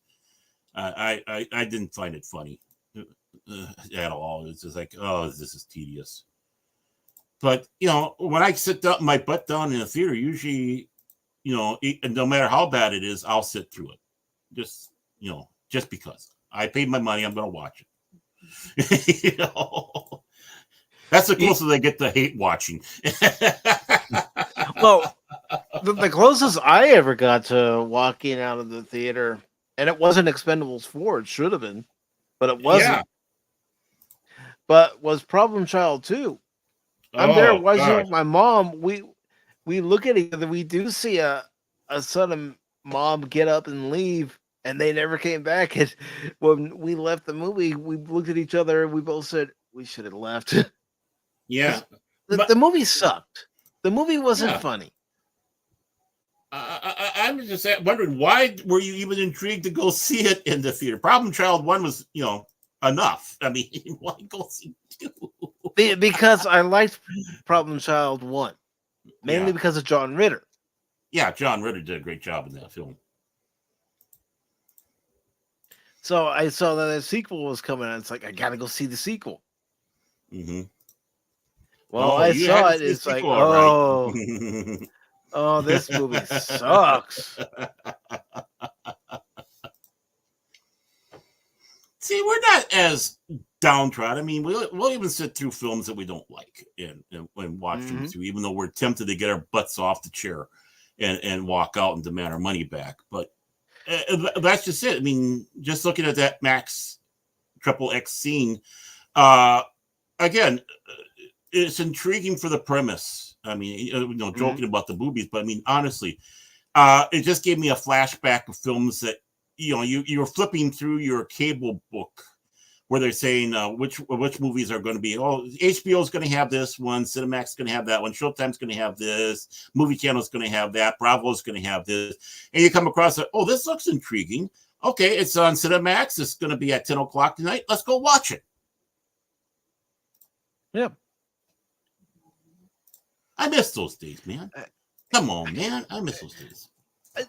I miss Saturday nights on HBO when we had HBO, and a new movie would premiere, and it was like an event. Yeah. They treated it like an event. My God. Yeah. Yeah. Okay, we didn't get to see this when it was out in theaters, but it's premiering this Saturday night on HBO at 8 o'clock. Yeah. They had that fancy intro. Da da da da da da da da da da da da. I mean, the fact that that still resonates in your brain shows how good they were at making you experience it. That this was an experience. I mean, and I miss those days. You've always heard of don't miss events. Well, that's what HBO did back in the day. They made it a can't miss event for their Saturday night premieres. Yeah. It wasn't about making the latest TV show. It was, but yeah. Oh God, I want to go back in time so bad now. Thank you, Mike. Thank you for making me turn into a futzy and desire the past. Well, and let me talk to Doc and see if he has any way for us to get back to those good old days. My calculations are correct. When this baby hits 88 miles per hour, you're gonna see some serious shit. Oh, I mean, I'd kidnap him and say, "You're sending me back now, buddy." I don't want to live here anymore. I want to go back.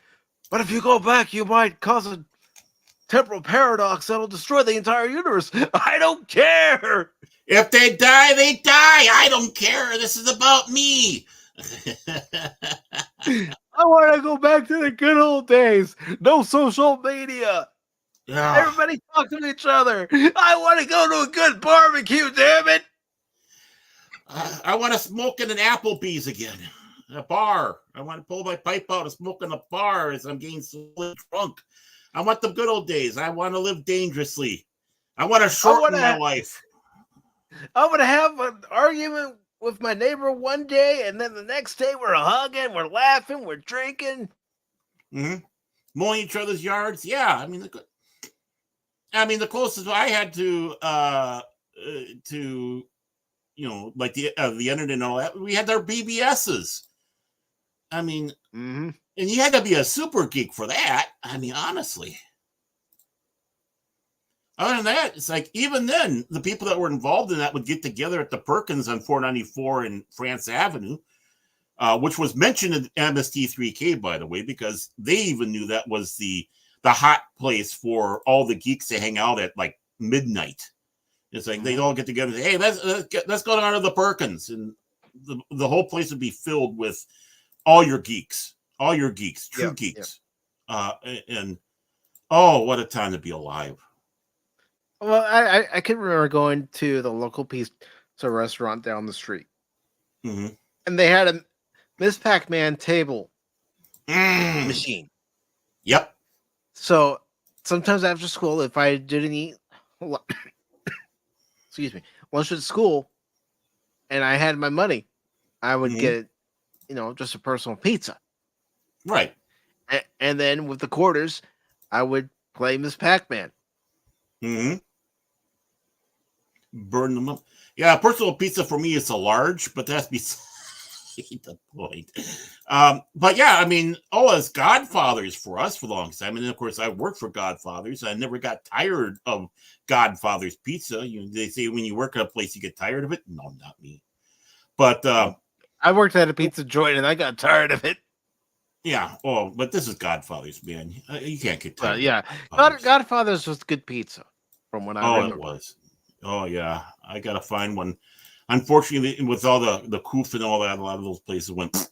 But it's kind of funny. A tight group of friends of mine.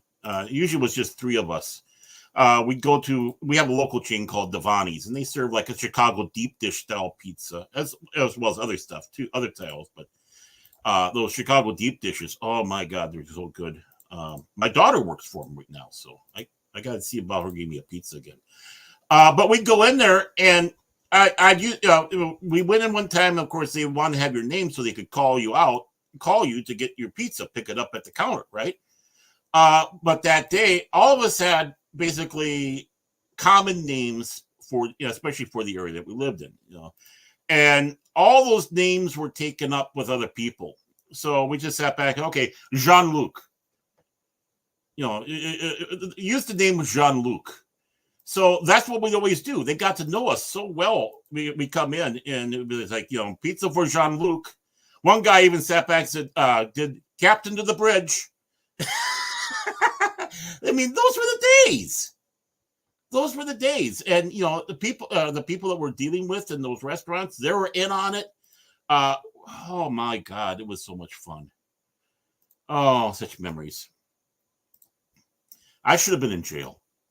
Just thinking about all the stuff that I did back in the day. I should have been in jail. But here's the thing. Back in the day, especially with this pizza restaurant that was down at the end of my street, everybody in the neighborhood went there. Even if they didn't live in the neighborhood, people went there, and you see friends from school. You see other people you knew. It was a gathering place. It truly was. Yeah, exactly. And you just sat around and you BS'd about everything and anything. Just because we're in there and a bunch of geeks sometimes, we weren't necessarily talking about geeky things. We're talking about other stuff sometimes. Yeah, it was, we were underage, so we couldn't go to bars. So this was our form of going to bars. Mm-hmm. I mean, heck, the people at the pizza restaurant, they knew who my dad was. They knew what he did for a living, but they also knew that he could fix things. Hey, Mike, is your dad home? Not yet. Well, when he gets home, could you ask him to call me here at the restaurant? I need him to help me fix something. Yeah. Oh, for a minute, I thought you were saying fix as in fixing a ticket. No, okay, never mind. No. My dad. I'm kidding. My dad was real handy. We had a neighbor that delivered bread for a living, and one of his metal bread racks needed some welding, and my dad said, "I'll do it." Yeah, because he's one of those guys. He's one of those guys. He's one of those guys. And when he said that, we know what that meant back in the day when he said one of those guys. One of those guys. You need something, he's there for you. He'd take his shirt off his back and give it to you if you needed it. Right. Same with me. I don't want your shirts too small. What'd you do to my shirt, man? Well, you gave it to me. I put it on. Yeah. Stretched, ripped, and a couple of holes in there from a cat clinging on. Oh, yeah, it's funny. We got on this because of that Maxine film. Just talking about Maxine. Yeah. And the joke about boobies led to this, See what happens? Yeah, and the thing is, Cash doesn't join in that much because he doesn't have this experience. He's too busy. He's been too busy living in Beverly Hills in his sheltered life, his sheltered bubble. He can tell us about the caviar parties he went to. We can't identify with that. Really, Baron? Well, yeah. What was it like going to those fancy parties, Cash, where you got all dressed up? Yeah, sure. Let me get my monocle. Yeah. Yeah, I knew he had one. I knew it. Well, I think he was given to a gift from Carlos, his gardener. Yeah. Right, sure. Carlos's gardener. Yeah.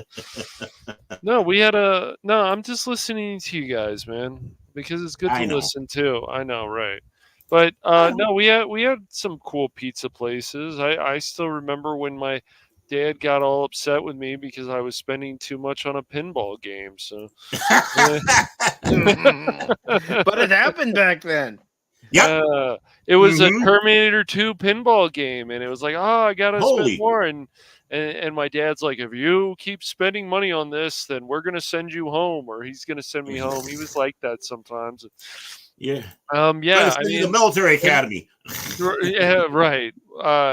It's just, we also had the place LA Pizza Company where, people would hang out there, and there'd be arcades and all kinds of stuff. And then, of course, things like Skateland. Skateland, of course, over here has now been turned into the Trebek Center.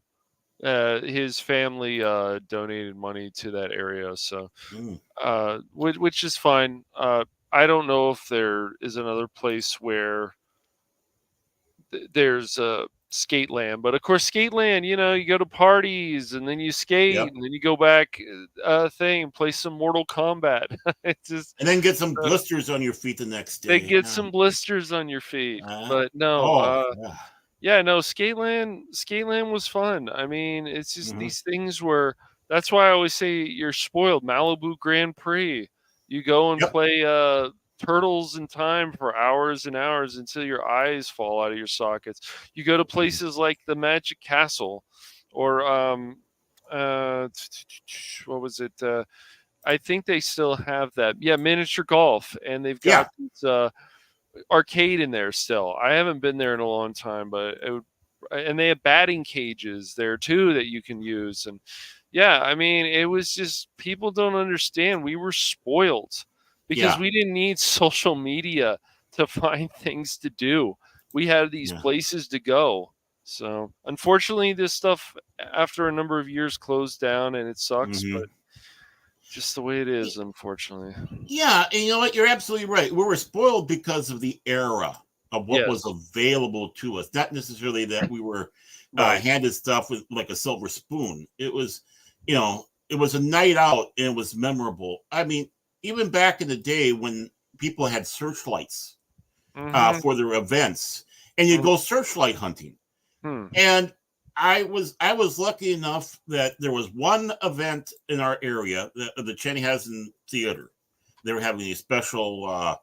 I can't remember, but they were having a big event for one of the plays they're going to have in there for their dinner theater. And I was with the little Moppet that we play games with, and she was still young, and I was able to give her a searchlight hunt. And we went there, we found it. All the people were out there, and there was a big event. I said, "Congratulations! This is what I used to be part of when I was a kid. Now you had a chance to experience it." That was a special thing for me to be able to pass that along, because it was, again, a simple thing, but it was fun. Yeah, exactly. It was, and it's just like, you don't forget about these memories because a lot of them were really great. Like the Sherman Oaks Castle Park over here, where you had the arcade, and then you go and play miniature golf, and then of course on the side you had the batting cages, if you want to do that. And that place is surprisingly still open, even with the Koofa Doof and other things. It's still hanging in there. So I'm looking at it right now, actually, online. Yeah, it's still there. So still a thing. Where did you learn how to swing a golf club, or for defending your neighborhood? One of those places too. Was it one of the miniature golf places? That one shouldn't be tough. So yeah, that one shouldn't be a tough one to pick up a golf club and start swinging it. No. I mean, thinking about memories too of going with my friend on Friday nights to the bowling alley. The bowling alley on Friday. Cosmic bowling, and then just regular bowling. I mean, and there is a difference, but it was all fun. I miss bowling. It's just like, that's why it's so funny. It's like all these people are like basically slaves to their phones, and I get it too. Technology goes down. Oh, what do we do? But when we were growing up, our parents, I know your parents, get out of the house. Yeah, let's get out of the house, I mean, even having sometimes like a curfew. It's like, really, a curfew? Like, I'm getting good grades in school. What the hell? But, you're well, you had to have it because the city had a curfew. Right, right. So come home when the street lights come on, Yeah. But yeah, I mean, even going to your friend's house, and it's like, oh, we're going to stay the night and stuff. What do? Wake up and you're playing GoldenEye. And if you're not playing GoldenEye, then you're somewhere else. But or going if to you even a movie theater. If you stay over at a friend's Chinese overnight, band theater, which I don't think it's called that anymore. But if you're staying at a friend's house overnight, sometimes you're up to the wee hours of the morning playing games. Yep, you wake up and what are you guys doing? Oh, we're just playing GoldenEye. It's like, oh, okay, yeah. It was a big thing with our group of friends would play GoldenEye for hours and hours and hours until our eyes bleed, until people pass out. Then sometimes they play Jeopardy. Sometimes they play this game called Celebrity. I mean, it just depends. There was other shenanigans going on, crazy stuff. But we always could find things to do. We didn't need phones. We didn't need this to find cool stuff to do. We just didn't. I mean, me and my friends, we'd stay up all night playing the Atari 2600 amongst other things. Yeah. You go out and play with your friends. You get all sweaty and bloody and dirty, and you just keep going. You don't care. Yep. Oh yeah, don't bring that stuff up about getting bloodied and dirtied and beat up. Oh my God! Again, how did I survive? How did I survive childhood? I mean, and being the preteen, and then even the young teen. It's like, oh God! But we did it. We survived. We did it. Yeah, we went to a lot of movie theaters back in the day. We went to a lot of things because it was more affordable then. Yes, it was. Now. It definitely was. And I tell you, your bicycle was a magic carpet. Yeah. Mm-hmm. You find a good group even in high school. You get to go to a lot of parties, and then you're like, and then by the time you get to college, it's like, dang, I went to so many parties in high school. Do I really care about going to parties as much anymore? Well, yeah, exactly. Mm-hmm. Good, clean fun, and you have fun. And shenanigans. Yeah, there were shenanigans. I got a few stories. I might tell. Play flag football around like Thanksgiving and stuff, or even something like slosh ball and so on. I mean, if you guys have ever played that or heard of that, I'm sure you have. But not slosh ball. Oh, you haven't heard of slosh ball? I'm not familiar with slosh ball. Interesting game. But it's just there's always fun things to do. But yeah, definitely going to an arcade. Even now, being older, going to an arcade can still be a fun experience, and it's good that there's still some around. Unfortunately, a lot of them are gone now, but there's still some around. I have to see if Zap Arcade's still around. That's a place where you walk in, you pay one fee, and you can play all the freaking games in there. Nice, except for like a couple that are kind of. Except for a couple, which are the special ones, really special ones. Mm-hmm. Like we used to have a place where I live now that you could do that. And last time I went to any kind of arcade like that was in Vegas. Oh, yeah.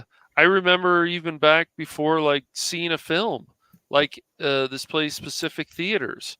They'd have arcades. I think they don't, obviously. That place, unfortunately, after COVID closed down or basically became AMC.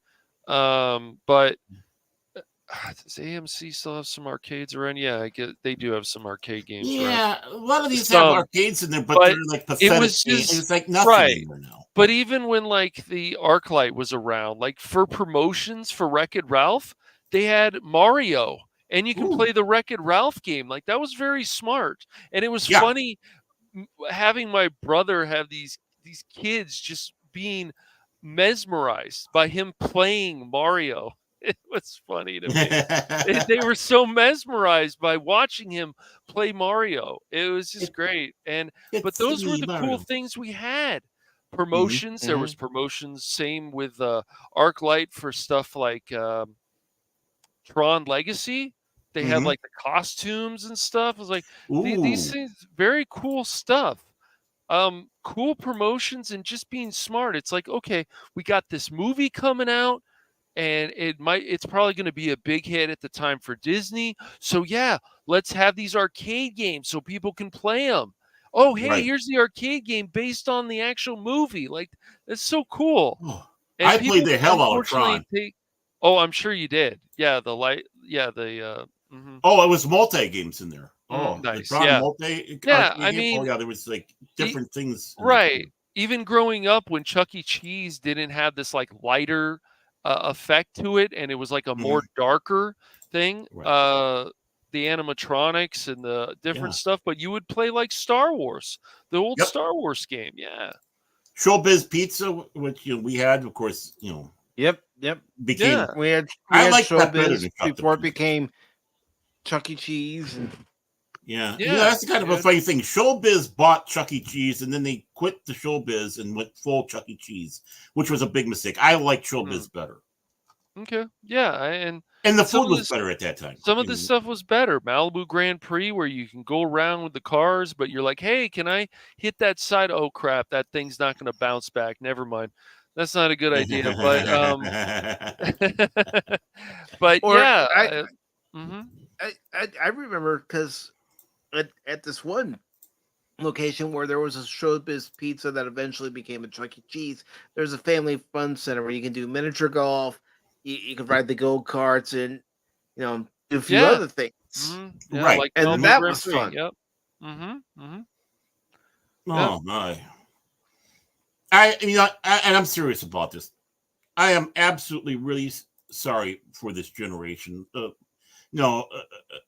Because what we experienced in some ways was life, getting us ready for the real world in some extent, because we were given the leash was given a little less to us, and we were able to have more freedoms going out there.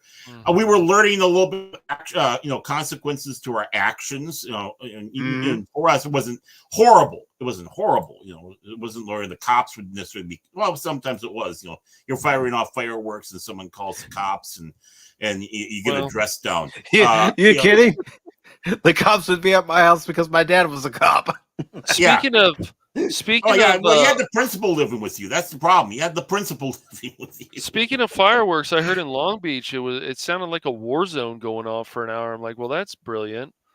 Yeah, it sounded like that around here too. Gosh, man, jeez. And they're not even supposed to do this stuff, but they're like, we'll do what we want. Okay. Well, when people call the cops on you, anonymously, probably. Well, too bad. Well, it's kind of hard to tell around here. Well, I mean, sometimes you can tell what it is, but because we have so many fireworks that are official city ones. I live in the city ones in certain areas.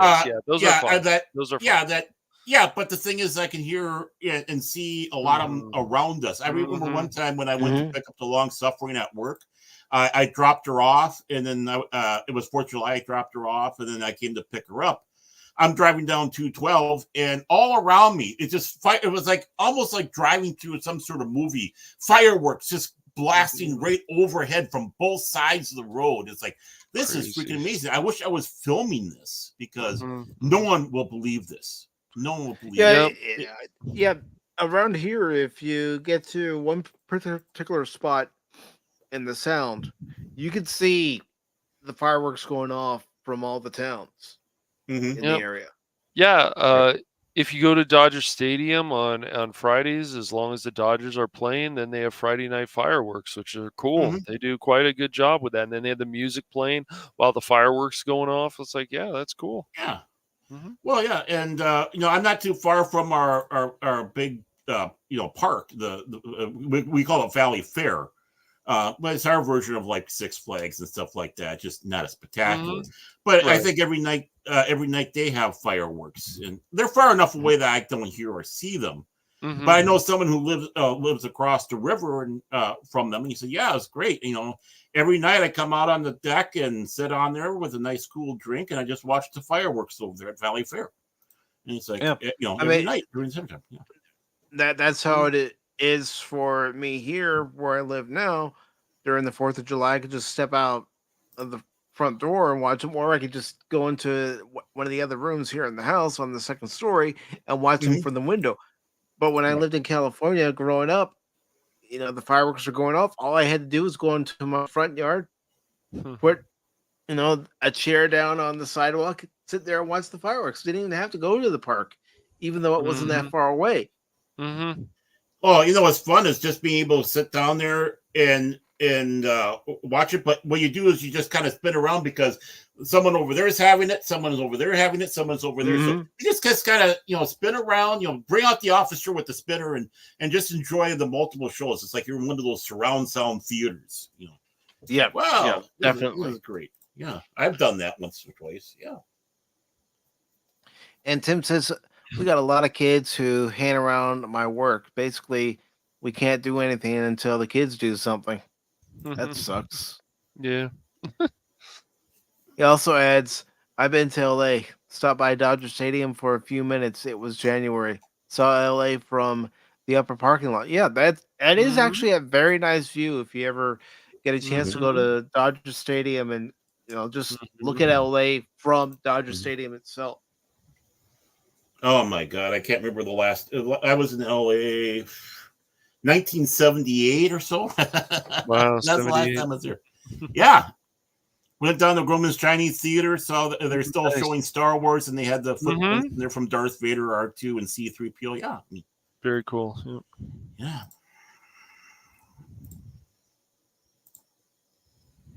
But anyways, shifting gears. I mean, wow, sure we'll talk about. Yeah, talk about sure folks. Yep. I'm sure we'll get on another topic here too. I mean, it happens. But Toho has a Godzilla room laying down rules for respecting their property, as should most companies when it comes to their property.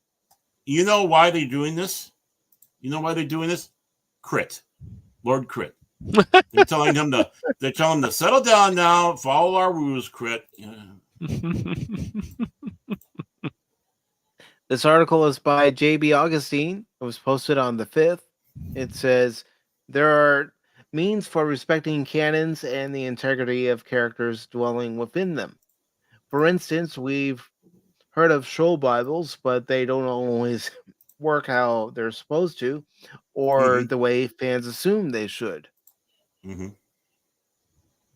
Nothing seems to prevent Hollywood from taking liberties with established lore, the established lore of Tolkien, Lucas, Marvel, The Witcher, or DC, to name a few.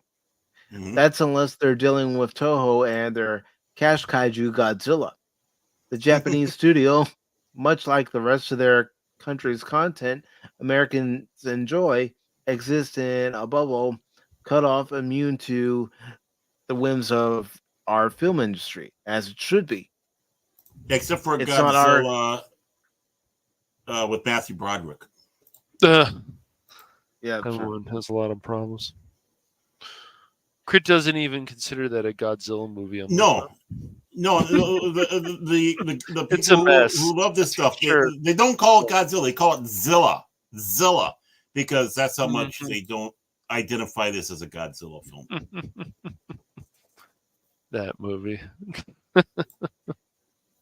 If you want to play with them, you have to play by their rules, as it should be. And they have a few for their giant dinosaur. In fact, they have an office whose job is to make sure the big guy is respected on screens at home and abroad. The whole Godzilla room came to be in the shadow of Shin Godzilla and oversees every project to protect the brand, and to do this, they enforce strict criteria for filmmakers. The room's director, Tetsuya Yoshikawa, explained in an interview with Live Door that there were two specific mandates Godzilla -1 and Godzilla Con had to abide by above all. Some of the big rules are that Godzilla never dies and that Godzilla does not prey on people or things. We check these things from the script stage for Godzilla -1 as well. The same goes for the Hollywood version, said Yoshikawa via MovieWeb. Managing the film by clarifying agreements and principles rather than just going by intuition also leads to the credibility of the film, he added. And here's a scene from Godzilla -1. Hollywood could learn from this level of care, although It's nothing new from Toho's playbook. In the mid-90s, they had a veritable encyclopedia of requests they gave Roland Emmerich when making his 98 adaptation. He ignored them and freely made a film he didn't want to do. Well, it's evident. If you watch that movie, it's evident he didn't care. Yeah, how humorous. We brought it up in this part of this story. I didn't even know it was in there. See, I didn't even read in advance. We already brushed on that. And if I remember right, Godzilla does die in that film, but I should say her eggs are left behind. Mm-hmm.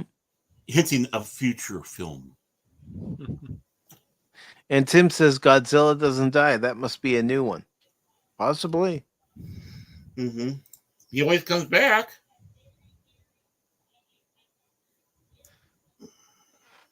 Goes on to say, very few are happy with the finished product, including Toho executives.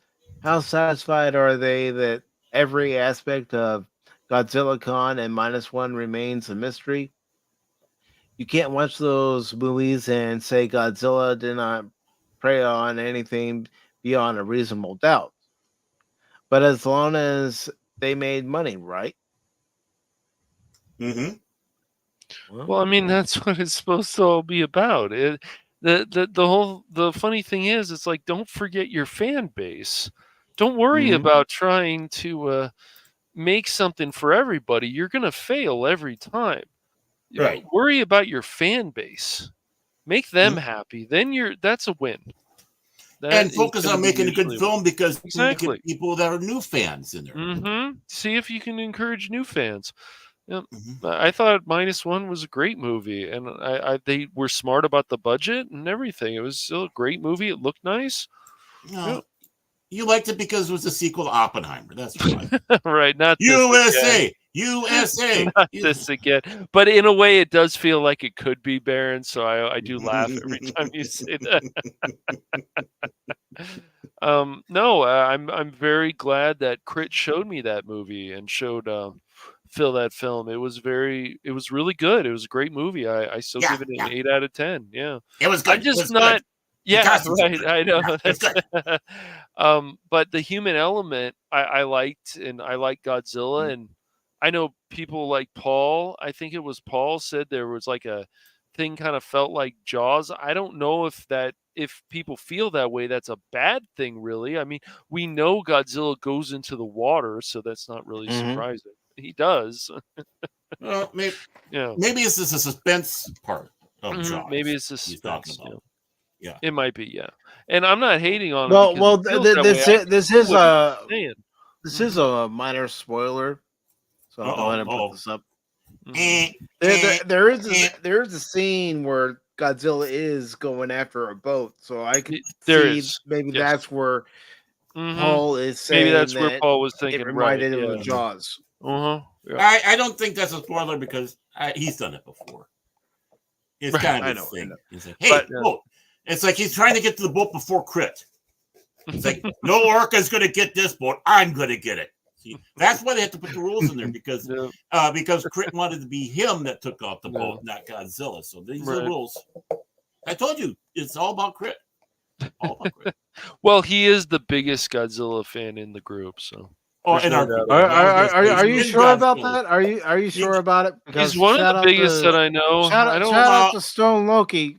Stone Loki is a big I didn't know. Too. I didn't know Stone Loki's a big Godzilla fan or not. Shin Godzilla, he's another one. Okay.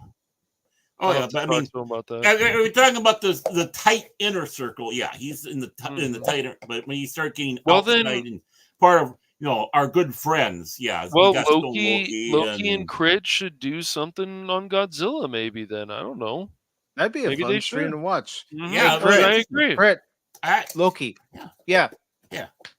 We're planting the seed. We're planting the seed.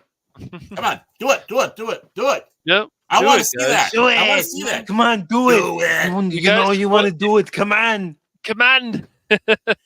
Do it. You guys have so much passion for Godzilla. Do it now. But let even your if anger you're consume you, do it. That's right. And even if you're not like a big Godzilla fan at all, like you still should enjoy the human element in Godzilla -1. So I mean, I'm not a huge Godzilla guy. I watch him because I'm not like, either, the man. freaking I think monsters. I like, right, it's fun. Godzilla's pretty cool, but yeah. Yeah, I'm not going to turn it down if it's on. It's like, oh, it's a Godzilla film. Let's have a little bit of fun. But it's not like I know every aspect of Godzilla. Exactly. Me either, man. That's a good idea, Tim. I know not for this week's watch party, but one I'll have at the end of the month. Yeah, good job, Tim. I like that. For the Iron Claw, I know we will be using Cosme so everybody can see it a lot easier. Okay. Thanks, Tim. No, because it's not available on YouTube, and I have my physical copy that also came with a digital copy. I'll be showing it for everybody to see, but using Cosme, so we'll be all on the stream like we are now, but we'll be watching the movie, and I've done it before. I just don't do it that often. You know, I got the digital version of The Road Home. Maybe we should do that too, because I got the digital with the physical. Yeah, so did I. Yeah, we should do that with The Road Home. Now we've gone through the. We should. We should. Do it on your channel. Sure. Yeah, might as well. I like it. Sure. I mean, the reason. Yeah, I like it. Sure. Yeah. Well, the only reason I said that is because you took over the Babylon 5 reviews, so why not have The Road Home? Yeah. Watch party on your channel as well. Yeah, I mean, I give it a very solidly good film. I mean, I think I gave it like an 8 out of 10, 8.5 out of 10 for that one because it did everything right in my opinion. Yeah, because DJ Ronnie G was like, he found those films or something recently, right? Crusade. He found Crusade, and I do have the movies, but they're physical copy. I have to figure out how I can, stream a physical copy like that, But yeah, the movies are most of them are worth watching. Okay, I'm up for it. More Babylon 5 for sure. Let's do it. Yeah. I'll be honest. I like having the watch parties because it gives us a break from talking about some of the pop culture and entertainment news that might, irritate us to some degree, and just sit back, relax, and enjoy a great movie. And that's the whole thing, like the Park Place and Bounty the Comics and Cosmic Comic Book. They don't always have negative articles. They actually have positive stuff too. They just do. Yeah. Well, listen to us. Look how positive we've been today. Come on, you detractors. We're positive. Look at this. That's right. We've been nothing but sunshine and rainbows coming to our ass out of this entire broadcast. As long as you don't mention unicorns, I'm fine with that. I came close. Unicorns. Unicorn farts that give us Skittles. There we go. How's that? Oh boy. Oh yeah, we could definitely riff some of the movies too. Oh yeah. I mean, okay. Those of you on YouTube, you didn't get to see it unless I post a link to it. But we watched the debate over on Rumble. And it got to a point where we were trying to keep it serious throughout, but it got to a point where it's like, oh no, we need laughs. Yes. Yeah. Yeah. It's something we wanted to really take serious, but they weren't letting us. No. It's just like the watch parties. Even though we talk, we don't always talk. Like we don't talk over everything. We talk here and there. We laugh about stuff. And I guess if somebody missed something, I'm sure we just run it back or, whatever. So. Well, what I've been toying around with is trying to have like a regular, maybe even a weekly. And I'd show it in the Discord, my Discord out, so people can go into the movie room there. Right. So it's in real time. But, there's like the space, I think it was Space Rangers or something like that from 1980, early 90s, kind of came out about the time. I mean, the show was okay. It had Linda Hunt in it. and a few others you recognize, but it was only 6 episodes. Only lasted 6 episodes. The premise was interesting, but it didn't last. Yeah. You know, the show that, or the show Quark, because they're available like on Tubi and all that. I just with the ad blocker, just watch it. We don't have to worry about the freaking commercial. Yeah, we can watch it real time, and we don't need to even stream it on YouTube. Our commentary, just let us all get together and join the movie room. Maybe sometimes, do have a watch party form of that, and we can riff or whatever. Yeah, 1993, which is on CBS, exactly. It lasted 6 episodes. Yeah, I'm all for it. It was like our last watch party where we started watching the public domain cartoons and stuff. Right. Now, I want to do that too. The public domain stuff. I mean, they're out there. We can stream them live and all that. And the reason why Space Ranger kind of has a special spot in my heart. When I was working at the airlines at that time, and one of the head stewardesses that was training. Oh, she looked like Tegan from Doctor Who. She was so pretty, and she was such a nice personality, but she was a geek too. So she'd stop by and we would start talking about the science fiction geek stuff. And, we were critiquing this show and then talking about Babylon 5 and stuff like that. So, yeah, I mean, again, even at work here, you figure some guy working in a parts department and a stewardess would be talking about this stuff together. And it's like, yeah, we did. That's the one that gave me the big hug, and the one guy flipped out because, I was the one that got a hug from her because everybody loved her. The only problem was she was married and she loved her husband. That's the only problem.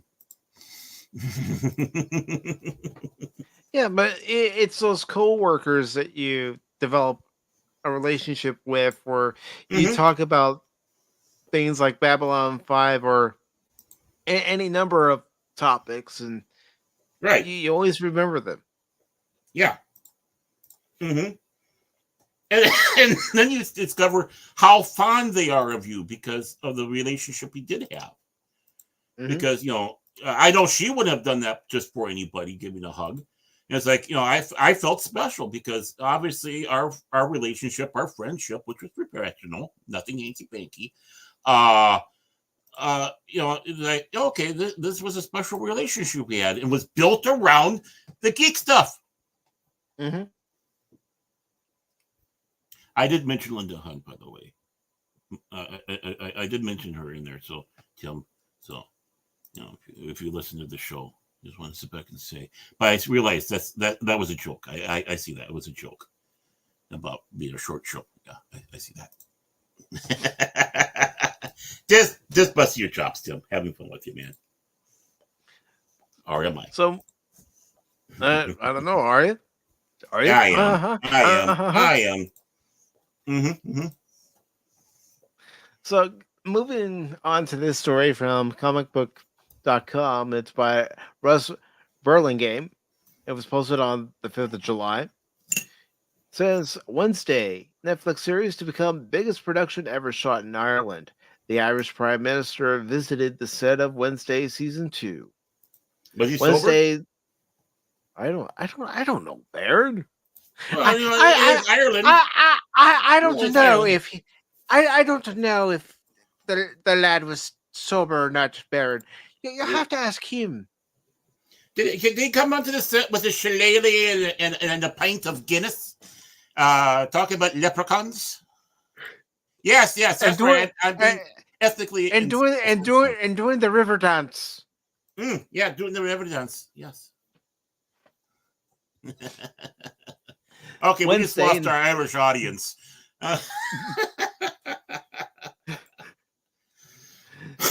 Wednesday, Netflix Tim Burton created spin-off of The Addams Family is set to become the biggest production ever filmed in Ireland. The first season had filmed in Romania, so the second season moving to Ireland is a boon to the local economy, although as Variety noted in a recent story, it was hardly a surprise given the move had already been unofficially known for a while. According to Screen Ireland, the amount spent locally by the production will make Wednesday the largest production to ever filmed in Ireland, surpassing Star Wars The Force Awakens. Per Variety, Irish Prime Minister Taoiseach Simon Harris. I'll just say Simon Harris because that's easier. Simon Harris. Yes. Oh, good lad. He's a good lad. Good with the wee people. Visited the set of Wednesday, meeting with Burton showrunners Alfred Gough and Miles Millar and several of the series cast and crew. I'm delighted to see Ireland continues to be chosen as a location to film series and movies, which supports our economy, creates jobs, showcases our creative talent, and promotes our country on a global stage, Harris said in a statement. It's worth noting that Ireland and Northern Ireland are not the same place, so Wednesday sets this record without competing with the likes of Game of Thrones and Krypton, which both filmed in Belfast and had pretty elaborate productions. Mm-hmm. The cast of Wednesday Season 2 will include Ortega, Steve Buscemi, Catherine Zeta-Jones, Luis Guzman, Joanna Lumley, Christopher Lloyd. Wow. Well, how fitting is that Christopher Lloyd's in an Adamas Family series, considering he played Uncle Fester in the two movies. Well, I'm sure Lloyd was like, "Show me the money." No, I'm just kidding, but I'm sure he got paid very well. Oh, I'm sure. And you got to see the wee people in the pubs with the shillelagh. Emma Myers, Joy Sunday, Hunter Doohan, Fred Armisen, Thaddeus Newton. Sorry, why did I say it like that?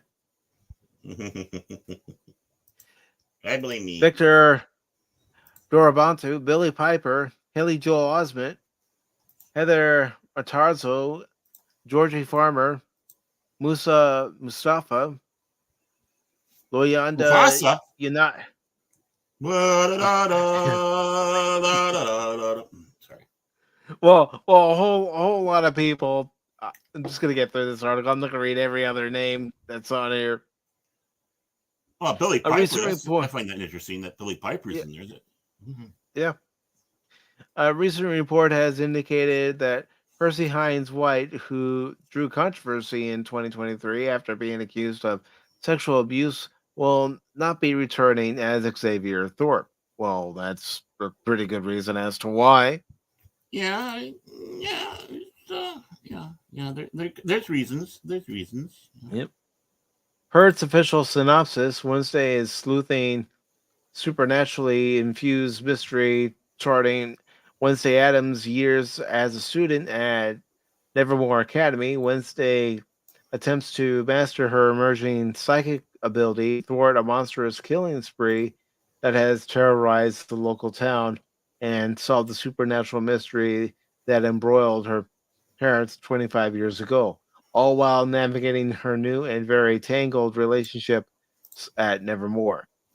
Series star Ortega, who is stepping into a producer role this season, had said Wednesday Season 2 would be backing away from the love story to lean more into the horror and macabre elements. Might be a smart move. Yeah. She likes source material stuff, and which is great. She's very she wants to always push that, and she said that to the writers. She seems to want to always make the fans happy. I have not watched the show. I've only seen clips. I don't really I can't really say. Have you guys tried this show? Watch an episode? I haven't watched it because I don't have Netflix right now. Okay, yeah, well, and there's that too. I have Netflix available to me, so yeah, I might. Yeah, you could. I might. Yeah, and you know, and yeah, it's not sailing the high seas. It's just people you know, type of thing. So I'll probably, what, I'm kind of intrigued. I might sit back and start watching. See if the long suffering wants to watch it with me. Might be one of our our movie night type things. Well, I was gonna say we know Jace likes it because of Jenna Ortega. He likes Jenna Ortega. Yeah. Well, yeah, that's the only reason why he likes it. So that we all know. We don't. And he's a Burton fan too. But yes, yeah, yeah. So, Jenna comes first. Yeah, Jenna's first. Jenna first. Yeah. She's a lovely looking lady, definitely. But yeah, I mean, yeah. Well, you're not the only one. Gary from Pop Culture Minefield, and I think Keith too. I think they both liked it. I mean, they had some issues with some stuff, but they said overall they liked the show. Yes, right. Well, that's good. I can't speak for Keith necessarily, but I know Gary was out there talking about it, and they had a lot of discussions about that. So, and Joker Voice actually told me I should give it a shot. Mm-hmm. Oh, so Anonymous, you've watched it too? Okay. Yeah, he watched it with his wife. Watched it about 4 times. Okay, so Padawana's watched it a lot. Mm-hmm. Yeah. Okay. Yeah, well, he goes. Adamas cozies up with his wife in the she shed, and they watch it. So. Okay, and Blazerhawk Darren's watched it too a little bit. Okay. Yeah, I think we're the ones that are behind the ball on this one. Well, I mean, some of this we're sorry. We're so very sorry. It's just like I've never watched The Boys. Like, oh, how could you? Like, I'm sure some people were saying that, but it's like because you just don't feel. I did watch Fallout. Fallout had some minor problems, but it was still quite good. Yeah. I've still only watched those 2 episodes. I haven't finished the series. Oh, I feel like, I mean, it probably sounds silly at this point, but it's like I gotta finish The Last of Us at least this season. I mean, there was some good things in there, some good action sequences, but the person they have for Ellie, I'm like, I'm just not feeling this.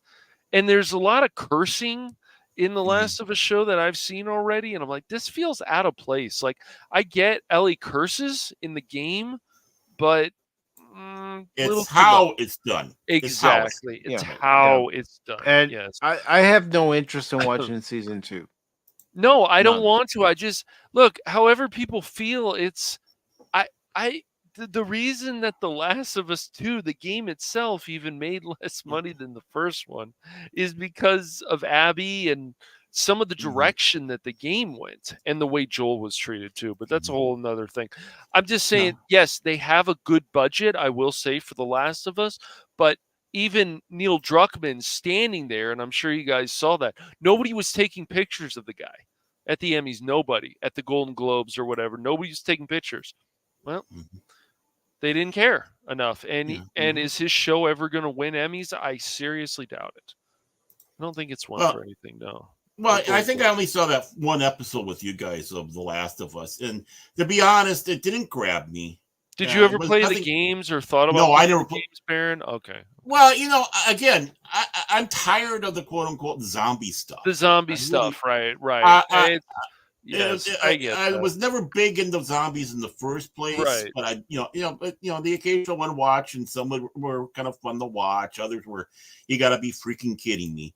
But I mean, just the premise alone. I mean, again, nothing against anyone who likes the genre, or right? Such, yeah, I just it hasn't grabbed me just because, just like The Walking Dead. I know everyone talks about The Walking Dead, but still, again, it doesn't. I never got into that. I get that, man. Yeah, I understand that. It's just it's not my thing. It's not my thing, right? And all I can say about stuff like The Last of Us, from the few episodes that I've seen from it, it surprisingly has a good budget. They got some of the stuff right, like the creatures or the zombie things or whatever you want to call them. They have a certain name for the clickers. There we go, the clickers.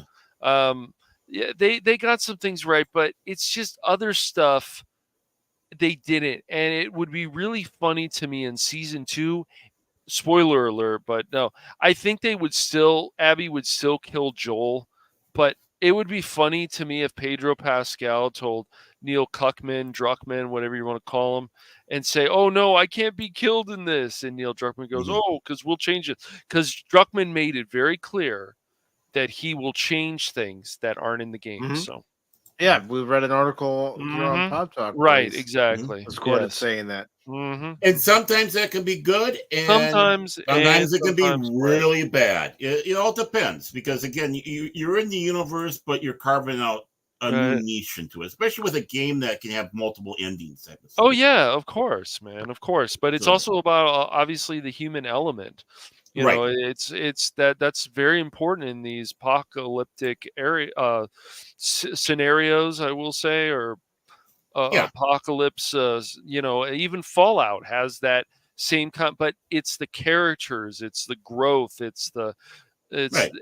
that's why Amazon and I have to say Todd Howard, deserves credit, because they put together something, and Jonathan Nolan as well. They put together something that people enjoyed. So just keep going in that, but don't go crazy with Fallout. Just keep going with it. Don't go crazy. Yeah. Well, yeah, it's the hero's journey, and I can understand exactly. I would say so. Yes. And when they were saying about not being with the or whatever with the I can understand what they were saying about that, because they weren't going to be locked into one of the games, whether it's 4, New Vegas, 3, whatever. Right. But you're going to have that element. Basically, this is going to be in this universe. Todd Howard, I guess, said this is official Fallout lore. But it's kind of hard to do that with a game that has, different outcomes for different things that you have. Right. So you got to be even more creative and make it more believable. And I think they're doing a great job on doing that with Fallout. I give it props. Yeah, they've made a few mistakes, but once again, there's not enough blemishes in Fallout to say, oh, it's a bad show. No. And if you don't, also there's other people. If you don't enjoy Fallout, then you're probably the games. If you want to give the show a chance, you just may not like that, and that's fine too. Well, what's great about this show is you don't have to know anything about the freaking game. You don't. You really don't. And that's what's great about it. That's really great. You can suck them into that universe without knowing what the universe is, and now it starts driving interest. Well, what the hell is all this Fallout? Yes. And you start going down that rabbit hole. Exactly. It's like, oh my God, this is a big thing. It's like, yeah, it is. Mm-hmm.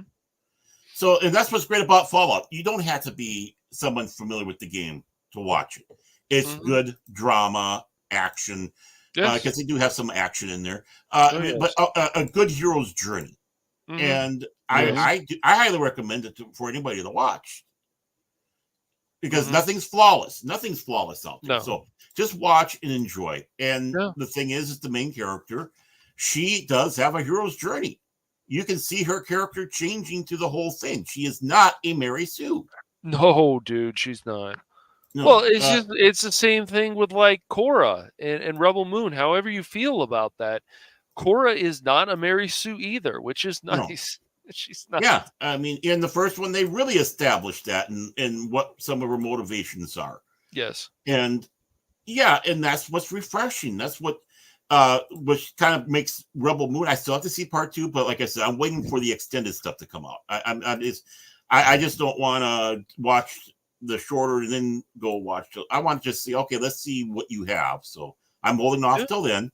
Jace appreciates that. So because you know how Jace is with Rebel Moon. It's the greatest thing. 10 out of 10. 10 out of 10. 10 out of 10. And that's fine. He feels that way. Yeah. Oh, yeah. Because it meets his criteria. That's right. It meets his criteria. He likes that. That's right. And Rebel Moon Part 1 hit a bunch of my criteria too, because I walked into it without any expectations. And both Mike and I kept our expectations lower with Part 1. We said, we'll give this a shot. Why not? Mm-hmm. I don't know if you have any desire to see the Snyder cut of Part 1 and 2, Mike. Yeah, I do. No, I know Baron does, but I don't know if you do, Mike. Yeah. Not really. Yeah. Not really. What's wrong with you? It's just Part 2 just was like, It took like an hour, it felt like, to really start getting going. Yeah, and then when it did, I felt you throw in the slow motion shit. Yeah, there was too much, man, for me. Too much. Yeah, that's my big complaint about Rebel. Yeah. I understand that, but even in stuff like Watchmen, there wasn't that much slow motion, and when slow motion was actually used, it made more sense. Yeah. There's got to be a reason behind it, right? It's got to be impactful. If it's I mean, if it's your signature, you still do it sparingly, and to make it that impact. Okay, and it's supposed to be when you start using it, and it's known to be your tool, to sit up and pay attention, that's when you sit up and pay attention. But when you use it all the time, you lose that tool. You lose that. I agree. Like, it has to be once that Matrix came out. Oh, we didn't know, because even the Matrix, they used it when it was appropriate. Right. And that's just it. It's like lens flares with Jar Jar Abrams. It's like, yeah, I know, it's too much. It's funny, like, I didn't even pay attention to that until later on. I said, "Oh my gosh, they're not joking about these lens flares, are they?" Well, yeah, I mean, that's one of the things that keep me from watching his Star Trek film, because I've seen the picture. It's like, oh my god, this film's going to give me migraines watching. Right. I'm not going to. I hate that. I mean, a lens flare for the appropriate thing. I mean, he uses it appropriately, at least in The Force Awakens. Well, that's why there was only one. And it worked for that. Right. It's like, okay, that's your signature, and you did it right, Yeah, I mean, that's how I feel about the Blair Witch. Like, I liked the movie, but there was so much shaky cam, it was doing my head in. Right. I don't blame the film for that. That's how they wanted to do the film. But for me, and a lot of people felt the same way. They gave them motion sickness, which sucks. But I'm not going to blame the film for that, like other people do. Oh, cancel that film. How dare you? Know what you did to me? Yeah. That was what the thing is. That's the important thing about that film. It's supposed to be from the viewpoint of the person filming it. And it works for that, but you just can't continue doing films like that. I mean, it's just like, one of the things that gets me hard from watching, at least I don't know how it is now, but before, any show on TV, it seemed like the camera had to be constantly moving. You got a character, he's talking about it, but the camera is constantly moving around. I mean, it's not herky-jerky, but still it's moving. It's like, no, focus on him. Don't move that fucking camera, unless, of course, you're going to be panning to someone else that's pertinent to the whole thing. I don't want to get motion sickness watching NCIS or I was just going to mention Michael Bay. Yeah, every Michael Bay movie, you could get motion sickness and shaky cam and explosions galore. And I still think he never did anything as great as The Rock, because that's still one of the great film. Best action movies ever made. It's just a great film. Movie. It's a great movie. Snappy dialogue. There's a lot of greatness in there. There really is. But even Transformers, like that he was involved in. Now, I still cannot push myself to watch, and Sean Connery, he's great in that. I can't push myself to watch those turtle movies that Michael Bay did. Yeah. Cash, there's only one Transformers movie. Okay, I know. Ever need to concern yourself about? There is only one Transformers movie that you should ever spend time watching. No matter how many times you've seen it, there's only one to consider. Only one shall stand, one shall fall. Why throw away your life so recklessly? He beat me to it. I was looking forward. What a great watch party that was, though. It was. It was great. It's a lot of fun. Oh, again, and I saw it not too long before that, and was still enjoyable. And it's like, again, it's amazing how fast that film moves. It's like nonstop. It's like, this is what films. If you're going to do a film like this, this is how that should be done. And they should. It's how films in general used to be done. They used to, just lay it all down and let it flow. Yeah. I just want to see more great films again, like The Rock. Me too. And that was a great movie. But I have to say, stuff like the action is action packed, like more recent. Definitely, The Beekeeper is quality stuff. Yes. John Wick is quality. Yeah, I mean, I want those Arnold films again. Oh, yeah, that was cool. Come on. Come on, you want something like Kindergarten Cop? That really took a turn that you didn't expect, that Kindergarten Cop movie. Oh. It got dark, man. I was like, oh, shit. It did, didn't it? It's been a long time since I got to see that movie again. It's been a long time since. But good one. I mean, but True Lies. I mean, it's just amazing. When I went to see True Lies, I did not expect to walk out of True Lies loving it as much as I did, and actually liking Tom Arnold in a role. It's like, Tom Arnold finally got a role he can do. Yeah, he had a good role in that. I agree. He was good in that. Yes. He was a proper sidekick. Dialogue. Yes. Jamie Lee Curtis was great in that movie too. Yeah. Oh yeah, Everybody was. Everybody was. I mean, that film was Tia Carrera. Even the cameo by Chuck Heston. The younger Elijah Dushku was in that, like a lot younger, but she's one of the kids. Yeah, I mean, wow, everybody did such a great job in that film. And yeah, I realized it was a take off the James Bond film, and that was even much more fun. I sat back and go, if there's a sequel and they can do it right, I'd love to see a continuation of this story. Yeah, but, it was, but it also had that. I'm happy with one off to it. Yeah, I mean, I'm happy with one off. With the married thing, did you ever kill anybody? Yeah, but they were all bad. Yeah, I mean that was a great line. That was a great line. Yeah, yeah, but they were all bad. Oh man, maybe that should be a future watch party. I think so. It's a very good film. James Cameron was really, really on the ball on that film. Everybody was. Like I said, truly, yeah. I did not expect to like that film as much. I went in with expectation it was going to be a good film, and I walked out going, "Holy cats! This is like an 8, almost 9, a film." Yeah, it's a very good movie, man. Yeah, it is a fun movie. Yeah. And I remember all the controversy that came out about, you're making Muslims look bad and all that. It's like the one guy in the radio set back said, "Well, who's the one that's doing all this?" Now, I'm not saying all Muslims. I'm talking about the right, yeah. And this is in the middle of a time when we're having problems with extremists out there, which give good Muslims a bad name and shouldn't, because there's just like your Muslim uncle. I mean, he's a great guy. It's definitely not. But it's like, well, who are the bad people doing shit like this right now? If this was something that was close to World War II, it'd be a bunch of Germans. Yeah, it'd be a bunch of German white guys. Right. I, as a person of German descent, would I be offended by that? No. But a lot of German actors had a good career doing it. Right. Well, it's just like they talk about Song of the South. You bring that up. It's like, dude, there's black people who actually worked on it and said that they had a lot of fun. What? But it's supposed to be this super racist movie. It's not. Is racist. It's not. No. It's not. No. It's telling the African slave folk stories. And that's what's important. And of course, if we want to remember stuff, you're suppressing that, you morons. Right. Yeah. Right.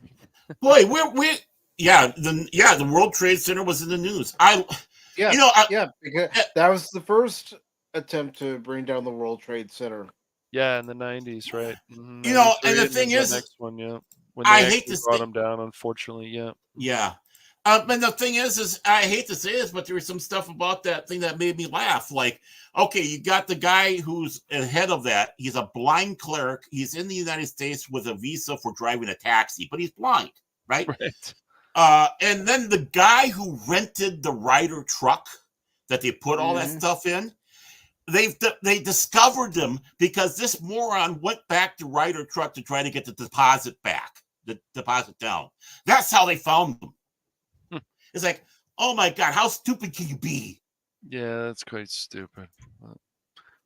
It's moronic. True story. I know it's a true story. Oh no, I'm saying this for other people who are listening. I know you know but yeah, and you know what? He's absolutely right. A lot of them were German Jews that were in those. Like, take a look at Hogan's Heroes. Heroes. We didn't have like real Indians. Sometimes you had white people, other times you had Mexicans, until we got something like Dances with Wolves, then we started actually seeing Native Americans and more so in film. But there were also some Native Americans in these Westerns. I can't say there weren't. There were Jay still Silverheels. Jay Silverheels has Tonto. Mm-hmm. Yep. But Iron Eye Cody, he was a Sicilian.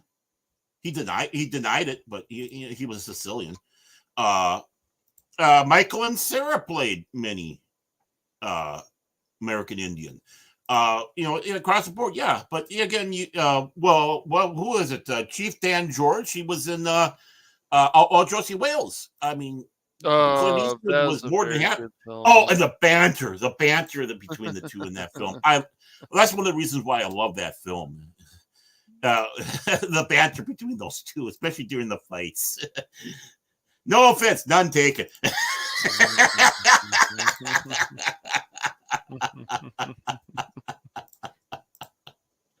Oh man.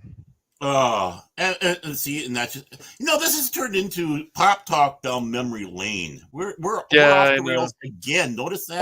Well, that's the thing. Like even when watching the True Grit, here's the stuff, thing: we're talking about our own experiences, and we're talking about things that other people will probably go, "Oh yeah."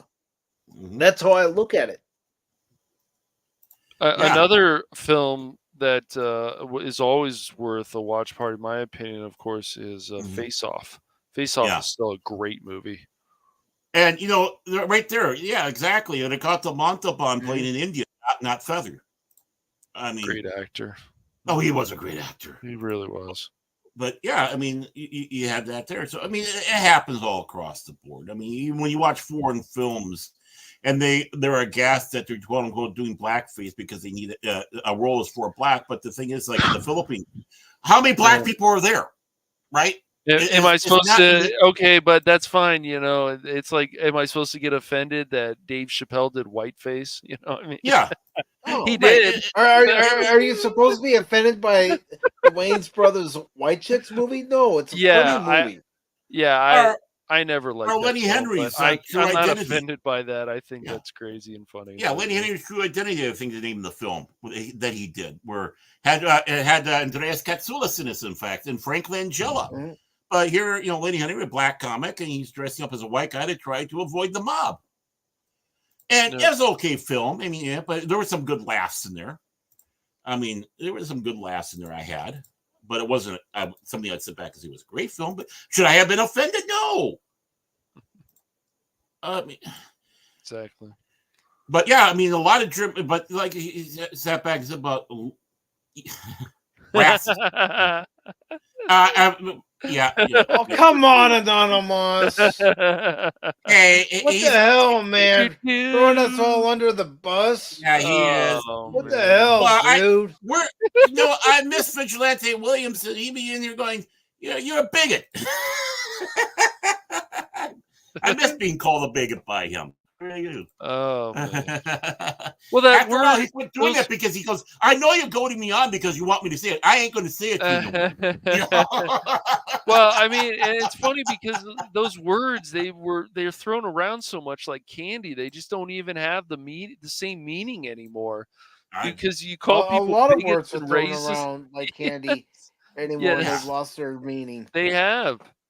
I mean, I get called a racist. I go, okay, thank you. Yeah, right. I guess I did something right. Yeah. Yeah, I mean, I'm supposed to be offended by that. I'm supposed to be offended by all the things you're calling. Because I'm telling the truth about something. First of all, I don't have respect for you. I don't have respect for you. I mean, honestly, if I said something bad and say 24 or Vig pulled me into the side and said, "Hey, listen, brother, what you said there was kind of bad and all that," I would feel bad and I would, deeply apologize. Yeah. But the thing is no. It's one thing if you're going out there and saying just actual racist things, but even like that white woman recently who said like the N-word, she's like, well, they say it in rap songs. They say it's still they say they also want to beat this person. It's exactly. So what is she doing wrong? And what is this whole thing about people saying that they own words? You don't own words. No, but whatever. Nobody owns a word. Nope. Jeez, Blazer Hawk, you meathead. You're a meathead.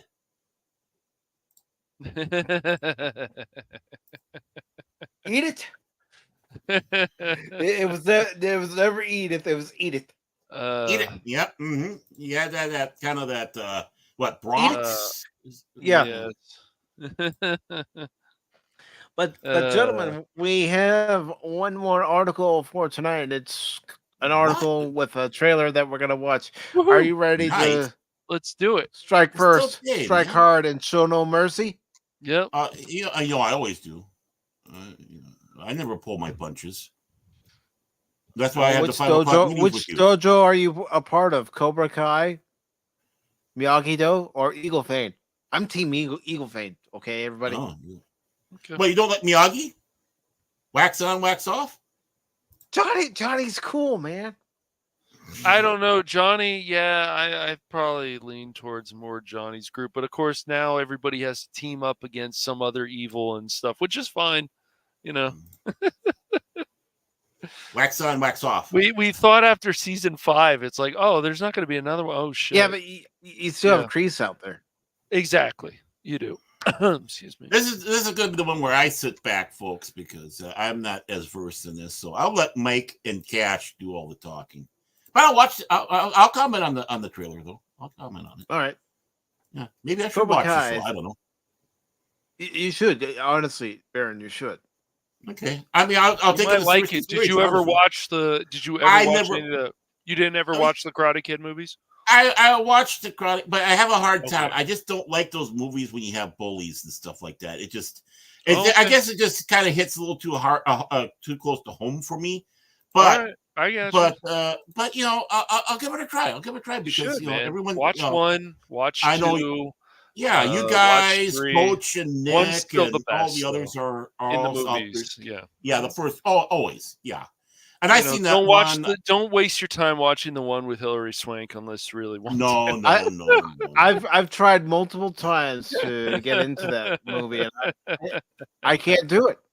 I still can't watch the remake with Jackie Chan. No, I can't do it. I mean, Pat Morita. It's got to be Pat Morita, the hip nip, as he called himself. Yes. And yeah, that's what he called himself, folks. I'm just saying what he said. You can look it up. I mean, you can look it up. Yep. It's not being derogatory. It's not being racist. That's what the man himself called himself. Mm-hmm. Yeah, Pat Morita. I love Pat Morita. I love Pat Morita. Take his lunch money. He doesn't have much, though, Anonymous. He's going to hide it. I got crevices you ain't ever seen before, so I know where to hide them. The Cobra Kai Season 6 shows off first part of final season, being released as an epic 3-part event starting in July on Netflix. And this was published 6 days ago. It's by Will Harang. It says Netflix has released the Cobra Kai Season 6 Part 1 trailer, which shows off the first part of the final season, which is being released as an epic 3-part event. It's time to return to the dojo. The first 5 episodes of Cobra Kai Season 6 launched July 18th, only on Netflix, states the video description. So that's 2 weeks from now, I believe. Oh. Well, a week and a half. A week and a half. Time is fun when you're having flies. Yeah. Says, what is Cobra Kai Season 6 about? With Cobra Kai eliminated from the Valley, our senseis and students must decide if and how they will compete in the Sekai Takai, the World Championships of Karate. The 15 episodes will be split into 3 parts. Part 1 premieres on July 18th, followed by Part 2 on November 24th. Fans will have to wait until 2025 for the final part, which doesn't have a specific date announced as of yet. And as far as this commentator is concerned, he's going to wait till Part 3 comes out so he can watch it all in one fell swoop. You know what? There's pluses and minuses to that. Yeah, there is, but yeah, that's not bad. Well, don't you want to have that suspense where you're just waiting for the next one? It's like, okay. I mean, it can help. But yeah, I know. I'm just saying. Mike doesn't have a bad idea on that one. No, I'm not criticizing. Well, here's the thing. All I would be doing is renewing my Netflix subscription to watch 5 episodes. That seems like a waste of money. There we go. Well, there we go. He's got a plan, folks. We can find other ways around that. That's not a big deal. says the guy who says it's not a big deal. It's not a big deal. Excuse me, what? Yeah, I see where you're going with this, Cashola. Sorry, the Bloom money. We're going to call you the Bloom. Right. Well, you're a pirate too, man. Oh, you got the pirate picture up. Well, hey, I'm fast with that stuff. Just like on Jason's show, Mike was doing that countdown, and boom, there it was. He knows me. Come on. All right, I got. Yeah, I have seen Pat Morita's stand up. Yeah, I watched a little of it. It is funny. Oh, it's great stand up. I mean, you can watch from anything popping up on the DL Hughley show as DL Hughley's neighbor to, of course, the guest star he had on Married with Children. Oh yeah, that was great. I still can picture that in my head. Bar. Oh, Marcy, did you know how to shake it, baby? Yeah. And then they throw him, they steal his money. I laugh so hard. Yeah, it was like, hey, that's Pat Morita. Okay, this is gonna be great. Yeah, great. I loved it. It's like he also was like a karate master or something, even on SpongeBob. I think that was like his last role. That was his last. Yes, yeah, but it was very good. Yeah, it was funny. Yeah, it was great. And of course, him as Arnold in Happy Days, he was. Yes. Yep. He also popped up in MASH as well. Mm-hmm. Yep. Mm-hmm. Yeah. It's like he played the system. He knew how to play the system. Mm-hmm. He did a great job of it. He owned it. Yes. Yeah, and he had to audition for the Karate Kid multiple times because they didn't believe that he wanted the role. Mm-hmm. No, you don't want this role. Yeah. As he sat back and laughed, he said, "I don't even know karate. You know, I grew up in L.A. I don't know. It's like I don't even talk like that." You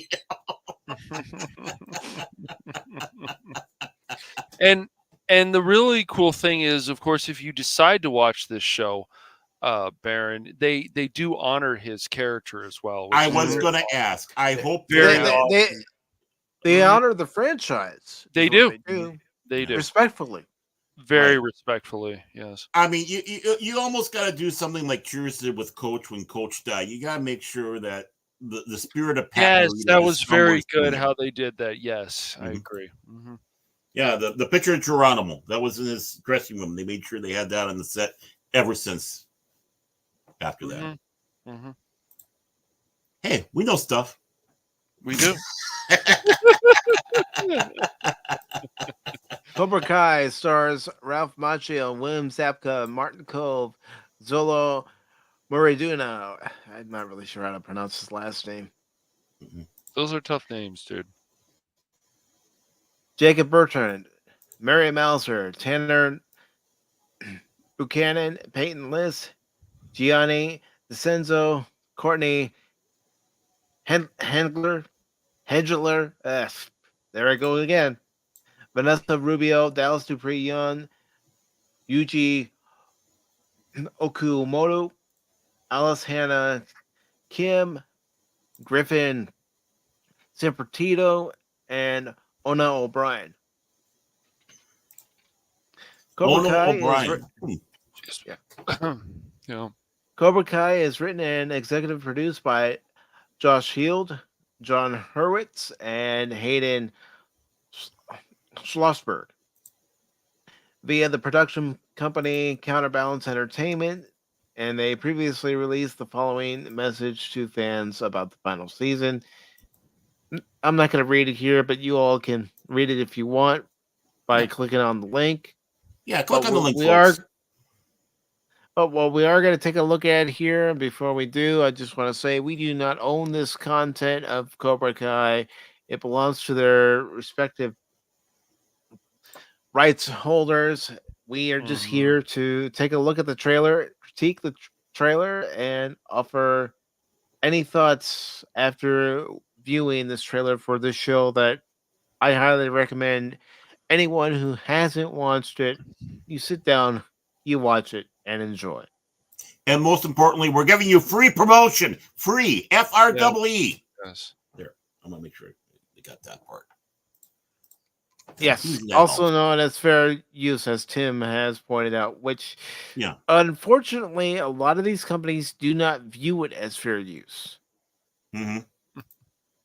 Well, more like the lawyers don't. You know. We've been through a lot to get to this point. But now we're finally on the same page. We may have settled things in the valley. But now we have to be ready for whatever the world throws at us. Holy cow! That scene looked like it was straight out of the '80s. Them going to the high school. It's like, what is this? Saved by the Bell? The one criticism, of course, that people have always had, or at least some of the criticism that I heard, is like, hey, they don't just start doing karate in a high school. What are we doing here? I just started laughing, but it's usually they start doing that before. Right, do it outside of the high school. Yeah, right? my daughter was in Taekwondo, was a young wee lad. Was she? Okay. Yeah, she was. I wish she would have continued on, but she didn't have. She just got tired of it, I guess. I don't know what it was, but you played with her with Dark Tides. Do you think that's a Taekwondo mentality she's got? No, more patience. Yeah. Come on, man.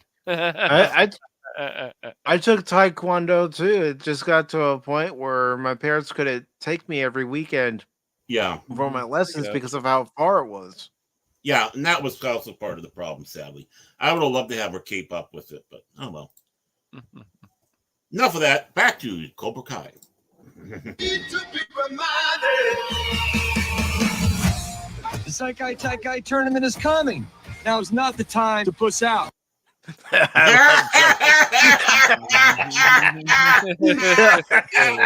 Okay, you got me. I'm gonna have to watch now. Just that line. I can tell you this, Barrett. You're gonna love Johnny.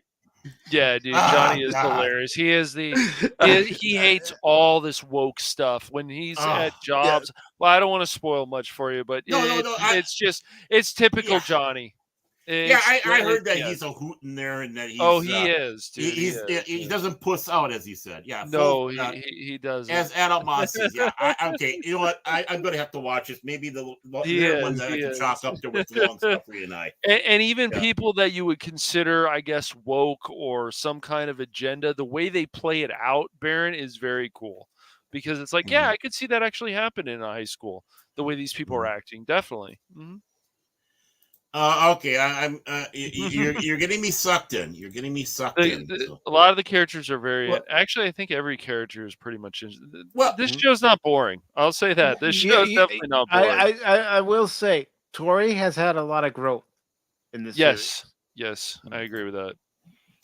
Well, my big thing, a big question, is this one of those shows where you can watch it without having seen the movies?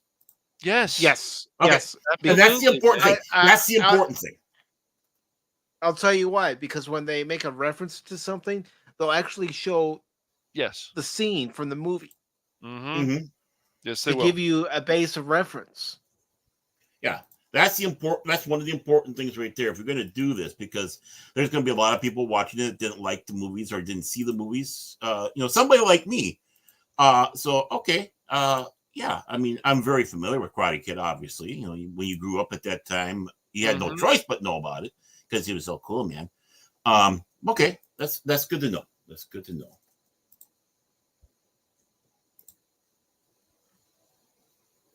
And Adamas is right. You just have to be aware that the massive amount of misunderstandings got a little old after a while, and then it toned down, so it got better. Yeah. So just keep that in mind. Excuse me. Keep that in mind. Mm-hmm. Mm-hmm.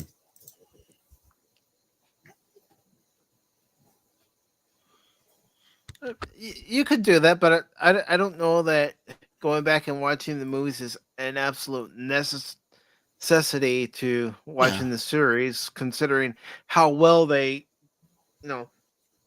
put out the crumbs for those who haven't seen the movies as to what they're referring to. I think for someone who's a fan of the franchise, because you just want to get sucked right back into the whole thing. So, but it's nice to know that you don't have to. And I think for shows like this, and even like the Star Trek movies, I'm talking about the original ones with the original cast and even Next Generation, that you could get a casual audience in there so you didn't have to be so immersed in the franchise. Right. That's a fair point, dude. Mm-hmm. Mm-hmm. And I think that's a very important thing. You're going to fight the best in the world. Do I want to know what that's for? Training, Rocky IV style. Gonna chop down a tree. Again, Johnny's the best character. Johnny's great. There's no doubt about that. And Looks like his character Carried to really the snow. matured. Now, what could possibly go wrong? No matter what life throws at you.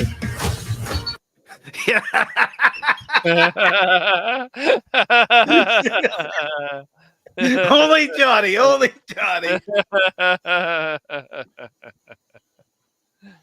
This is how you do it. Well, if you can dodge a wrench, you can dodge a ball. If he can dodge a beer bottle. Yeah. Our strength is we teach both styles equally. Don't jeopardize that balance, man. And yes, there's still a little tension between Johnny. But they're working on it. Yeah. Well, it's to be expected. They're working. There's a history. There's a history, you know. Yeah, there's a history between Daniel and Johnny, and they a lot. Yes. Mm-hmm. And that's important, and you guys still play to that. So yeah. Just how do I run shit by you? Since we have no idea what we're up against. Only through pain does the champion reveal himself. Yes, Sensei! He's still an asshole. Of course, man. Oh, that's the face of an asshole right there. I mean, just yeah, but Martin does it so well. Yeah. Yes. I mean, just by if you can just make it a stat, yeah. It's one thing to be the best in town, it's another to be the best in the world. It just means I'm gonna have to be Robbie again. No, I will give you a fair warning. Sam, Daniel's daughter, can get annoying. She's okay. She could be worse, but I can see that, I guess. Maybe she's a there's always whiny. well, there's always that annoying person, even when you're in life. You know, it's like, oh God, they're hanging around us. She does whine a bit, but I mean, I don't think your character's terrible or anything. It's kind of like when, I understand what Mike said. It's kind of like when Phil joins us. Oh, great, here we go. You know.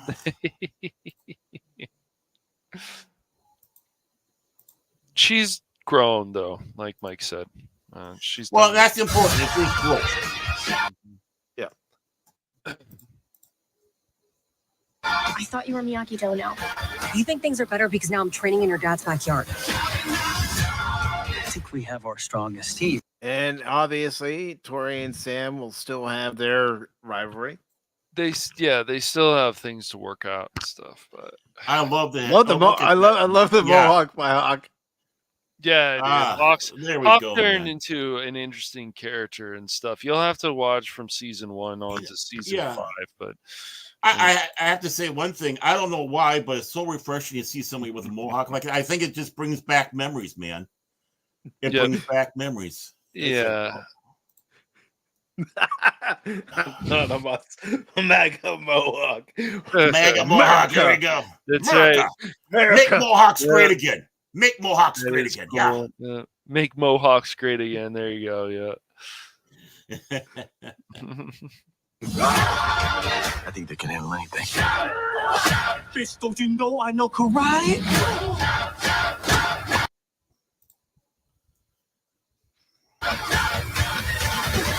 Oh, you know what? I do want to see Johnny and Daniel come to blows. Yeah, they will probably get out any last final grudge and frustration they have against each other. Right. Yeah. Especially with their two completely opposite teaching styles. Hey, that's how men do it. You pound the shit out of each other, then afterwards you shake hands and have a beer, and you find out you're good. You become good friends. I mean, that's how men do it. Come on, don't take that away from us. That's our toxic masculinity.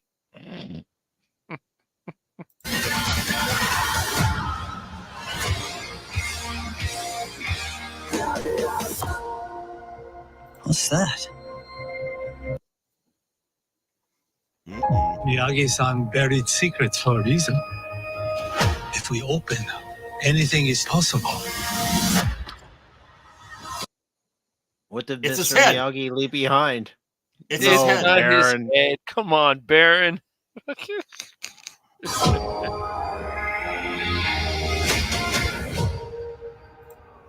Okay, color me intrigued. Okay, I think it sucked me in. I think you guys sucked me in. I'll start watching. There's some stuff on Netflix to watch, man. I didn't think I wanted the season, but I'm going to give it a chance. Well, I know a lot of people praise this show, and I was happy about that. Trust me, I was really happy. There's a lot of things to like about this show, man. Mm-hmm. But I think I finally got sucked in to go and start with season 1 and follow through. I guess I just gotta quit fighting that whatever was inside of me and just let go. A crate full of sake. Oh, that'd be good. Yep, it would. You know what it is? It's probably a can of wax and a rag. Wax on, wax off. That's what that it would is. be that would be funny though. Yeah, it would be. Yeah, it'd be something he would do. I think if he had something like that, that's something Miyagi would do. Yeah, exactly. They respect the past, Darren. Yeah. Definitely, always. Well, like I said, when I saw that scene of them going into the high school, it's like, oh my God, it's like, Saved by the Bell. It looked like something I would have seen in an 80s movie type of thing. And of course, the Mohawk doesn't hurt with that effect either. I mean, no. Do people wear Mohawks anymore? Some I do. don't know. It's rare. I think. Yeah, I know. That's just pretty rare nowadays. I don't. It is. It's I usually don't. a half-shaved head. I used to see more probably in like the 90s. Yeah, probably. well, that's just it. Yeah. 80s, 90s, even the 70s. Yeah. Yeah, I mean, even the early 2000s. Yeah. You still saw them. I mean, I would never have one, but I like seeing them. Yeah, they were definitely. I mean, these people certainly took a long time to get those strands completely right on their head and stuff. That's crazy, man. That's a lot of work. Hey, I'd rather see a Mohawk than the half-shaved head. I agree, man. I agree. Yes. I mean, honestly, and not a big fan of the half shave, whatever the hell that thing is. Yeah. Yeah. The battle one. Apologies, Daniel-san. Miyagi never teach you the technique of the power of many. You are all the karate. Then, of course, what will also be coming on Netflix, we're finally going to get that second season of Arcane. Yeah, I can't wait for that. Mm-hmm. See, and that's my thing. I don't want to resubscribe to Netflix just to watch one show, one movie. That's what I said. There's other options. There's 2 shows. That's right. There's 2 shows. There's other options. So it Cash doesn't knows matter. the guy. Cash knows the guy. It's okay. See, look at him. Look at him. Doesn't he look trustworthy? Yeah, about as trustworthy as a snake oil salesman. Well, I think this is appropriate. About as trustworthy as a Ferengi. Ooh, a Ferengi. I want to believe I'm more trustworthy than a Ferengi. Dang. All right. Yeah, well, Ferengis had big chins instead of big ears. And big ears, yes. He's a chin. For chinny. He's a for chinny. For chinny. Oh my gosh. I don't know. I tried. Okay. Come on, man. Come on, man. Listen, human. You had a chin procedure. Oh, chin procedure. He started changing into Dr. Evil. I'm doing my Ferengi voice, human. Yeah. All right, human. Well, it sounded a little like Dr. Evil started. We're just critiquing, man. Maybe it does, but when I do the Ferengi, my tongue's more toward the roof of my mouth when I'm talking like a Ferengi. Human. How about a little hug? How about a little hug, human? How about a little hug, human? Listen, human, this mocking me will cost you 5 bars of gold pressed latinum. Pay up. Oh, no. Well, talk to Cash Latinum there. That's who I'm talking to, human. Yeah, because, this is him. It's not a liquid. It's a great many pieces of solid matter that form a hard floor-like surface.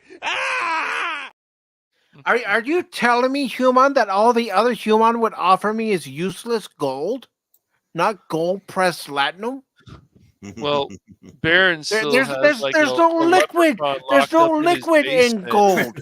There is no liquid in gold. It is worthless without it being gold pressed platinum. We're still worried about the little leprechaun locked up in Baron's basement. He's like, "You give me gold," and the leprechaun's like, "Hi, I got you there. I don't have a basement. It's just the closet." Oh, okay. Well, the closet. Baron's all, "You give me gold," and the leprechaun's all, "You give me Guinness." Guinness. It's the leprechauns in my panic room, and yes, I do have one. This place came with one of those panic rooms. And then he keeps asking him the deal about Lucky Charms, and then the leprechaun is getting mad. So yeah, I don't know. Have you ever cleaned up leprechaun shit before? It's all rainbowy. I mean, it's like cleaning up after a pride parade. That's all I gotta say. I mean, oh. But bum. Mm-hmm. Yeah. Hey, I gotta be insensitive somehow. I gotta be insensitive. That's fine, somehow. man. Yeah. That's why we're worried about that leprechaun, man, and locked up. Well, we thought it was a basement, but then we found out it was a closet. Let me out of this closet, you heathen bastard! Let me out of it now. It's like something out of DuckTales. Yeah, it's a panic room inside He's a got closet. it locked up in a little chair. It's tied up. Yeah. You give me gold. You give me gold now. Yeah, I'm not going Quentin Tarantino on him though. Okay, I do have my limits. I got my limits. Oh man, that's true, Adamas. That is for sure. So is there anything else you gentlemen would like to talk about before we wrap things up? I feed him Lucky Charms. He's well fed. He's taken care of. Wow, Baron, Lucky Charms. That's a nutritious meal right there. Well, that's what it says on the box. I can't always believe everything that's printed on the box, Baron. Well, have you ever seen a leprechaun on a sugar high? It's kind of entertaining. Sure well, I've heard you on a sugar high. Yeah. Right. Well, that's like every other show. And I haven't even cracked open the booze yet. Yeah. I got a nice bottle of booze right at my feet here. It's like, okay. Sure you do. I do. You want me to put it on camera? The next Pop Talk, actually. He's going to come on going, hey,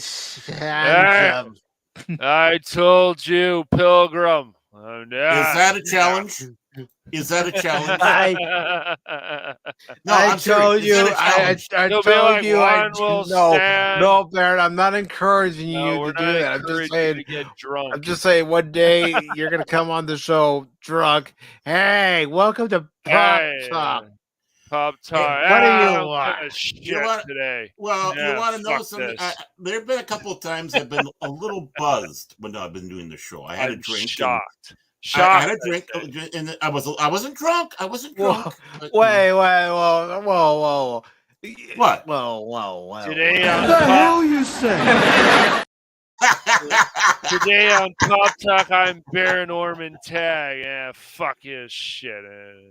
Where's my drinking poo? Fuck you. I'm a happy drunk. Are you? Hey, Mike. Hey, guys. Hey, guys. That's me. Oh, is Mike talking about Transformers again? Oh, let me take another drink. Yeah, that's me.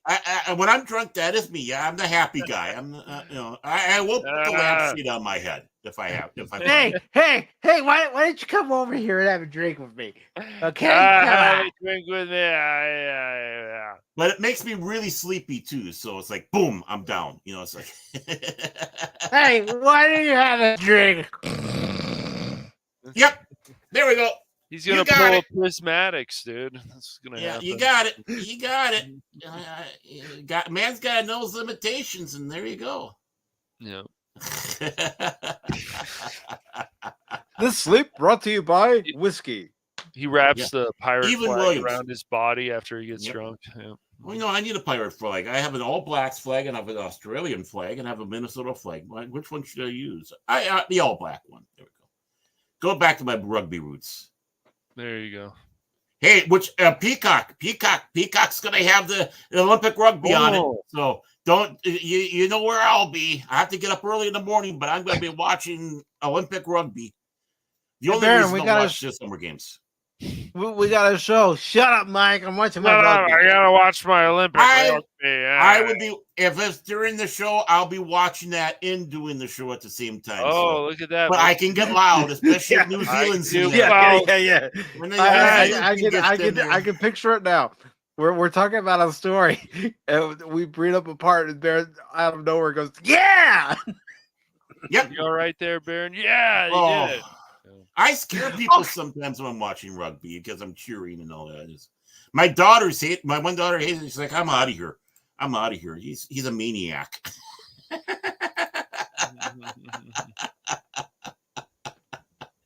I need to watch a good rugby match. It's been a while. And of course, they play 7, so it's faster.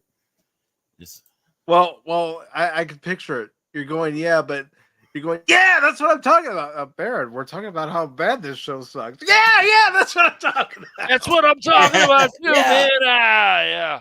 Hey, the two times I went to see rugby in Las Vegas, it was the top of the tier. Basically close to as VIP as you can get. There's only one area I couldn't go, and that was the really top people. But the food was free, and more importantly, free drinks the whole freaking time. The guy, I got in good with the guy who was running the event or was involved with the event. And the second year he comes in and he was telling everybody, "Hey, look at this guy. This guy's a champion drinker," and all that stuff. And I got a picture of him with me somewhere. I got to find it. But, I took a picture with the both of us there. But, yeah, he made sure I was lubricated to the game. But, yeah. Nice. And real quick, I need to acknowledge something. Yep, please do. You have the ring. And I see your Schwartz is as big as mine. Now let's see how well you handle it. Congratulations, everybody.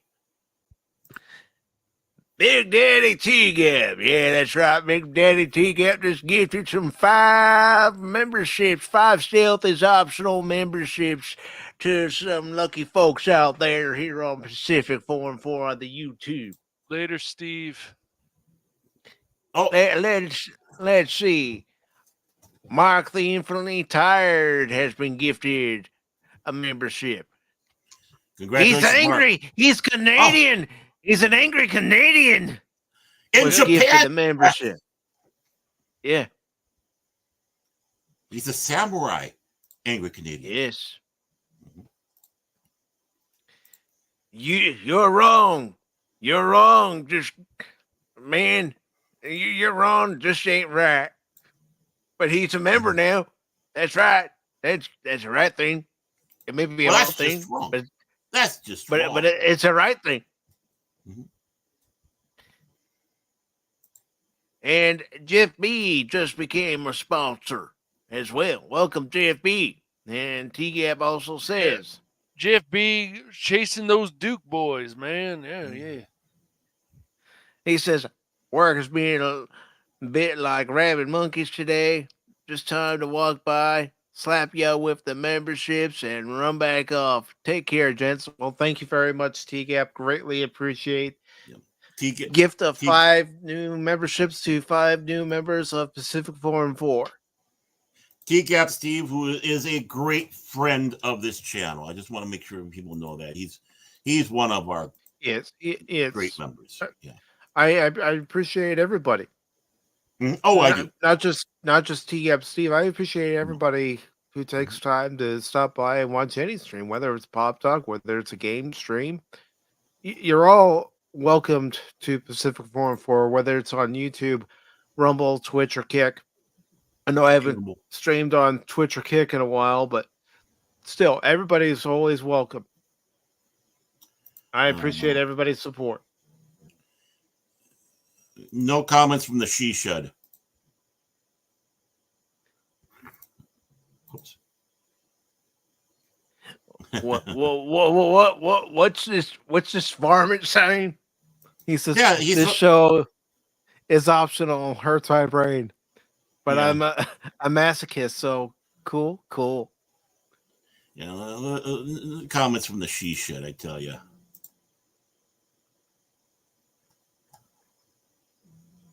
And the Padawan says, with each soul, power grows greater. One of us, one of us, one of us. Yeah. You're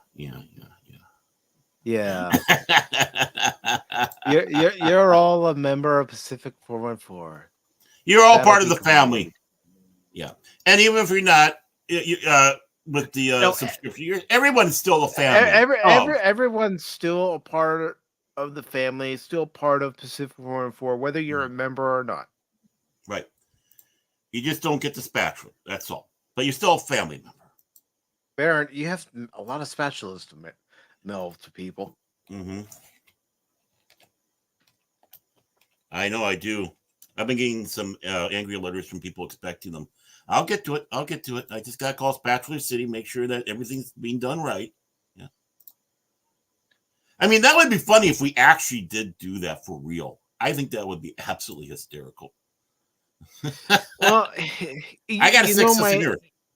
You know my thing about starting merchandise for the channel. I know. Would anybody want to purchase it? That's my thing. You know what? I think a spatula would. I would. The Pacific414 spatula. Which logo would you want it? Because honestly, I have thought about this.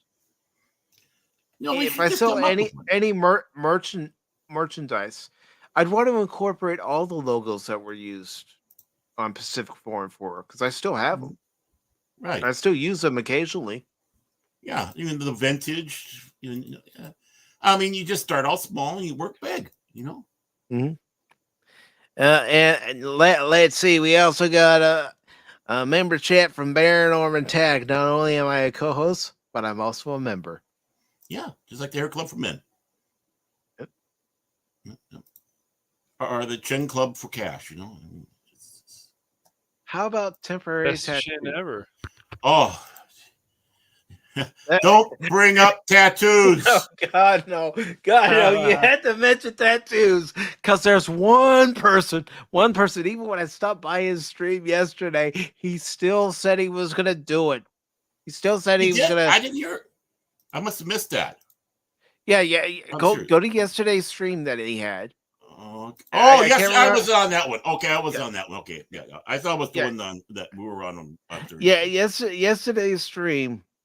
Oh, he mentions that he's going to do it. So I responded, damn it, Jace, don't do it. If he's going to do it in the penis. I'm serious. You're not helping. You are not helping, Baron. For that, you got a timeout. Don't encourage him. Oh, man. Gosh.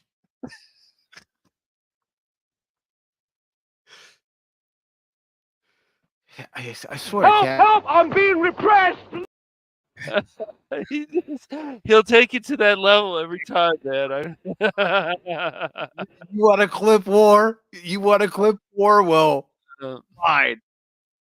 You tell him I'm coming, and hell's coming with me. You hear? Hell's coming with me.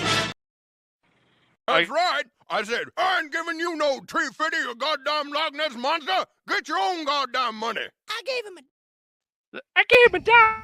I find your lack of faith disturbing. That's the dumbest thing I've ever heard.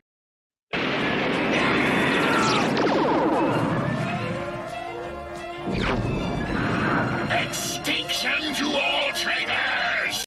I have people skills. I am good at dealing with people. Can't you understand that? What the hell is wrong with you people? How about no? Then you're crazy. I know you are, but what am I? You're a nerd. I know you are, but what am I? You're an idiot. I know you are, but what am I? I know you. All right, youngster, out you go. Don't come back. Ever. Boy, that escalated quickly. I mean, that really got out of hand fast. Yeah, sure. Yes, ma'am. Just cock.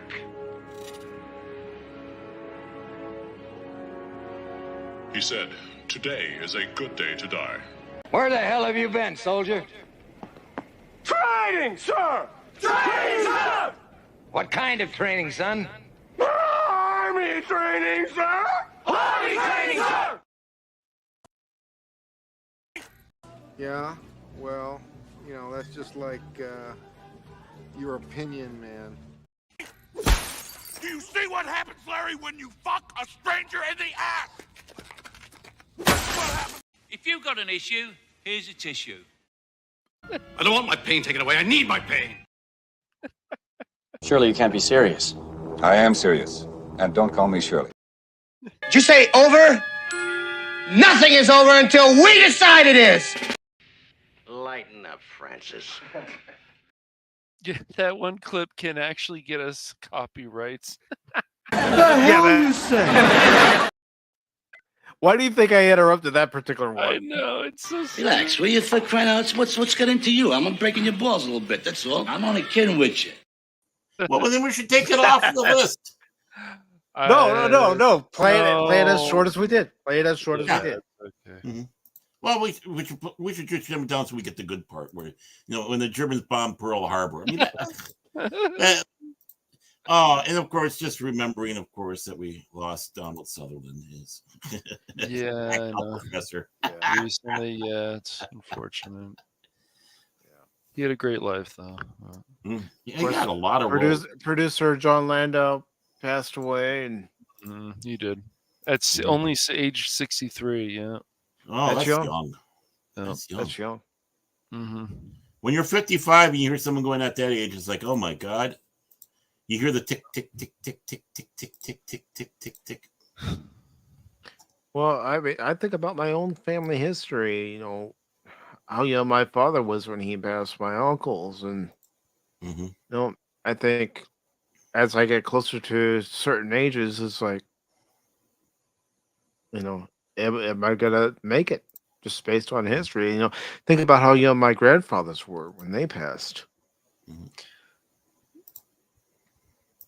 Well, I mean, yeah, I mean, even my history, you know, I lived 5 years longer than my uncle, but the thing is I got his what I call DAP, the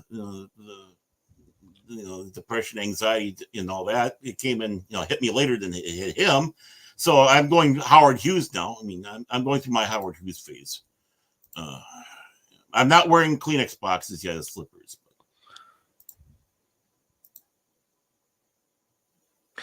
But is there anything you guys would like to promote before we wrap this up? So how exactly did the Germans bomb Pearl Harbor? I want to know that. Well, you know, basically, all it took was one can of sauerkraut. Yeah. Well, when you got good sauerkraut, you got some good sauerkraut. You know, have it with some Wiener Schnitzel or some Bratwurst or Jägerwurst. Oh, I've had some good kraut before. Mm-hmm. Yeah, I've had some beer infused kraut. Ooh, I don't think I ever had that. Ooh. Very tasty. Very tasty. Imagine. Well, you know, I think we can sum all. We already talked about that. That's what got us into trouble.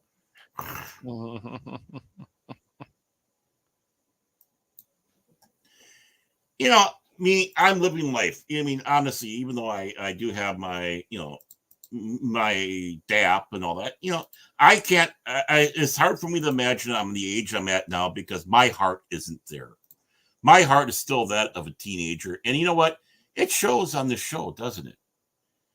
It really does. There's nothing wrong with having energy. Oh, man. Yeah. You never had your heart. And that's what you shattered. Honestly, that's what you show, Baron, when you're on the show. You show energy. Yeah. Don't think I don't notice it. Mm-hmm. Even my low energy days, I still try to get that energy out there. And that's just it. I don't feel my age. Maybe my body does, but But I mean, for me, it's just like I'm still that teenager, and that's why, like earlier we're talking, I don't really have the superhero fatigue. I just have the desire. Oh, back from lunch nap. Oh, Yes, we're we're talking. We're going to be talking about your turtles soon, DJ. Yes, we're still on, DJ. That's what happens when you start going down memory lane. You like to stay on that road because it's beautiful. It's paved, nice greenery, and and boobies. Boobies. Got boobies. Bear's in the car as the three of us are going down the highway. he looks. Bear's the guy when the woman comes by in Caddyshack and he's doing his thing. He's sucking in his gut while she's walking by. And he's like Clark Griswold in Vacation. Oh, that's a good one too. Yeah, like, thank you very little. Yeah. Well, I mean, for crying out loud, whenever we get the ladies coming on the show here, Janet from Their Planet, Arwen, and Kathy, and all that, I start my gut in, even when I'm on the, you can't see me, but okay, time to stick the gut in. Gotta look good now. So, you know me. But I'm a horn dog. Seriously, Kathy did give us a compliment. She enjoyed being on the show on Wednesday, and it was like having 3 more brothers. Yeah, those brothers.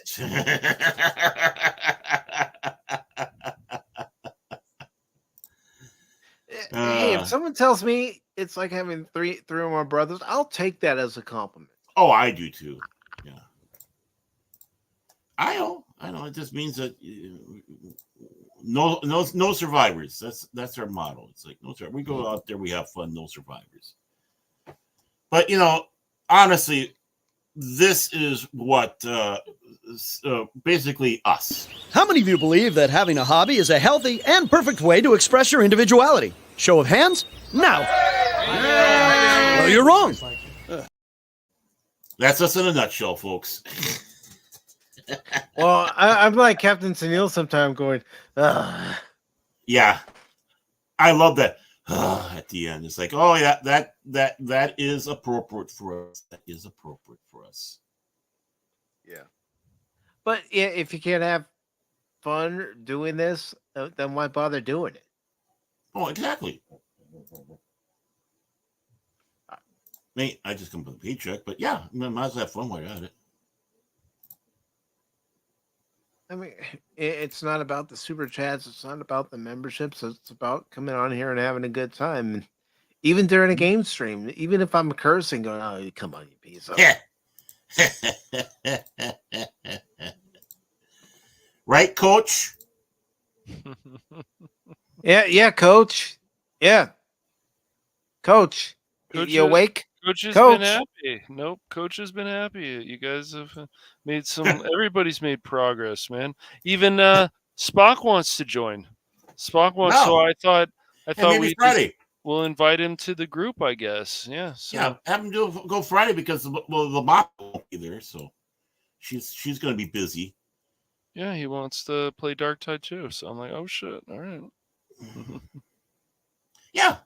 So if she's out, let's bring in Spock and I mean, even if we had a total of 5, we just switch out people each round. Oh, yeah, that's all we do. Yeah, there we go. Yeah, we're equal opportunity. That's right. See, and DJ Ronnie G. Yes, I'm doing my Ferengi voice again. Is looking for the perfect business opportunity. Yeah, we know, DJ. We know you, and you're using your turtles to manipulate people. We get it. We get it. Tugging at our heartstrings. Turtles. Well, you know what this means. We got to have them on. Come on, DJ, guys. you brought it up, you nut. Okay, you brought it up first. What are we doing? That's just because he is Centauri. He knows a good thing. He wants to make sure that there aren't too many nuns talking about Crusade. Yeah, well, Right, this right, Jimmy Narn Carter? had to, this Narn had to protect the Centauri. So yes, Yes, a quite logical good time. agreed. Mm-hmm. Oh God, I think that's a good note to go off on. Yeah. Oh, let's talk about Toidos. Turtles. Yeah, Toidos. Certainly. Oh, a new turtle. I thought he was going to say he's got a new turtle. He's got it installed. Do you want to show it off, DJ? Do you want to show it off? DJ, what you got to do is put it on Earth Cam, so it's part of the Earth Cam thing. Stream it, man. Stream the turtles. Turtle Cam. Yeah, people would watch it. Yeah, they would. They definitely would watch that. I watched the penguins at the zoo and the otters. Why not the turtles, man? DJ's Mighty Turtles. Not ready to go live yet. Not ready for All right. You don't have the little hats and placements for your turtles right now. You're trying to make them. So in other words, your turtles are not ready for primetime turtles.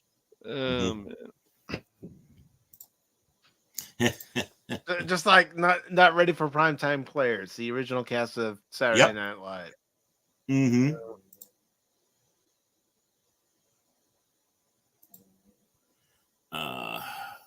Oh boy. Oh, get dislodged from his mouth. Okay. All right. Whatever, DJ. Whatever. Not turtle enough for you? Am I not turtle enough for you?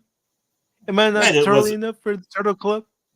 That was a good clip. I like that clip. Yeah. Yes. I still have it. I just took it off the StreamYard. Oh, I know you still got it, man. I know you got it, man. I know you got it. I still have clips that we used to play in the very beginning days of Pop Talk that we don't play anymore, but I can always upload them. Yeah, it's sometimes good to switch them out a little bit and such like that. Yeah.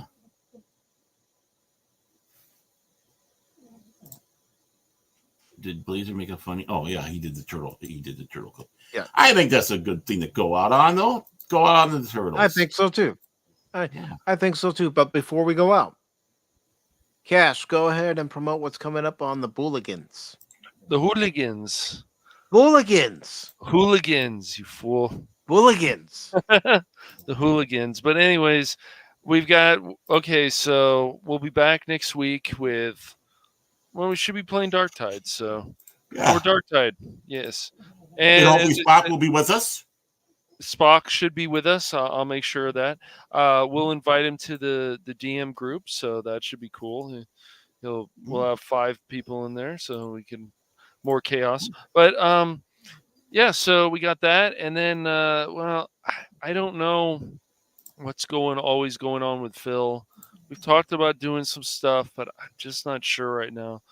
So yeah, but there will be other surprises coming up on the Phantom Hooligans, so stay tuned. Mm-hmm. But right now, just got the other surprises, including what Baron and I have to start working more on our war room, I guess.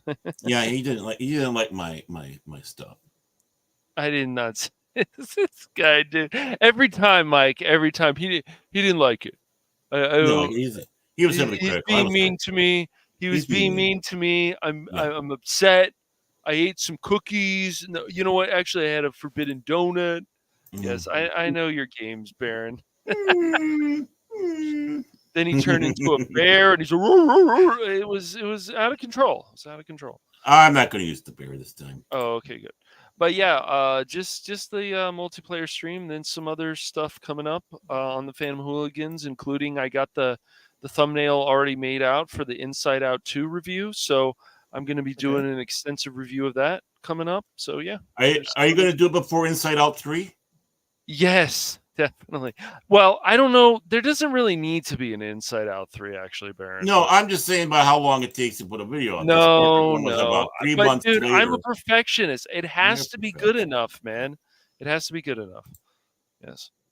Smart enough, good enough, and doggone people tolerate you. tolerate you and tolerate you, Baron. Hey, tolerance is a good and thing. gosh darn it, people tolerate me.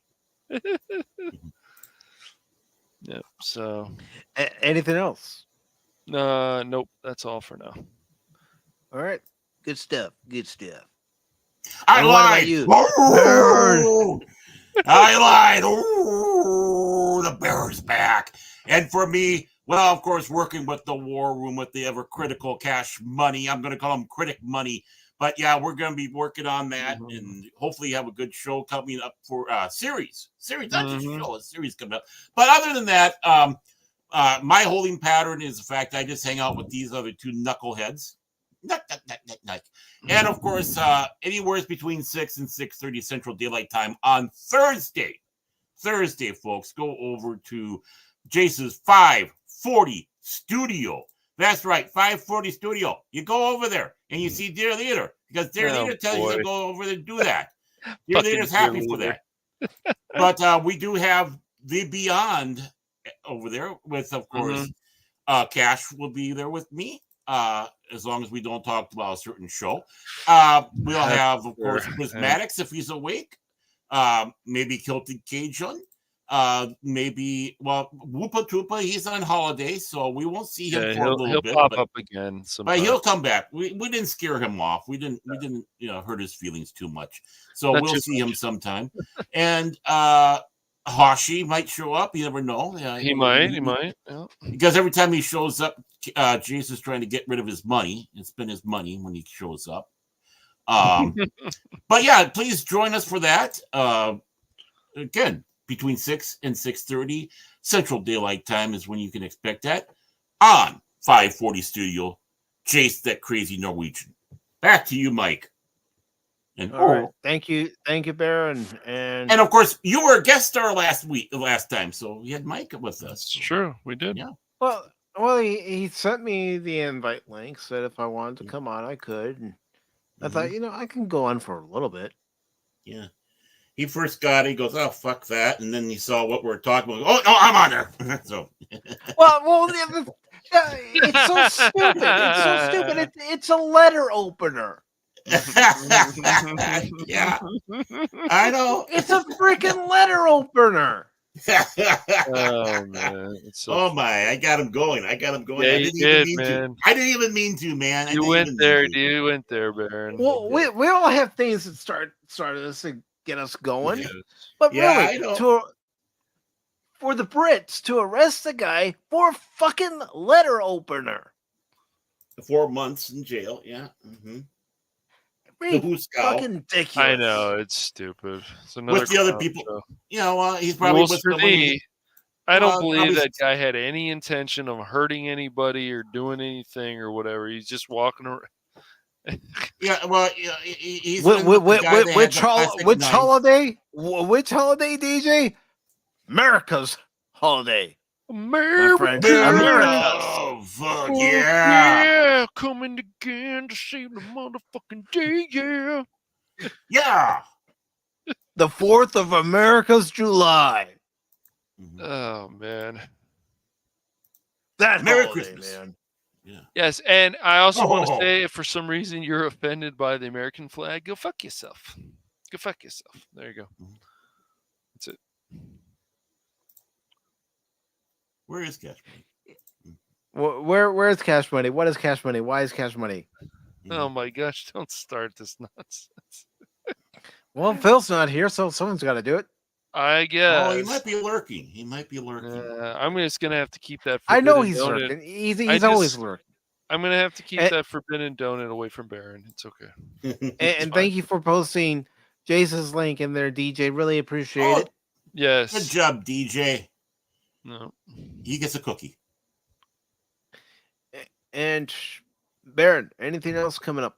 No, that's about it. Like I said, working on the War Room with Cash, and then of course that, and and hanging out with you guys. So yeah, nice. Maybe I'll get to work on something. I'll quit being so freaking lazy and actually do something. But I'm just. I mean, you can do a ton of cool shit on your channel, bro. So whatever. I know. I've been talking about it. I should just start walking the walk instead of talking the talk.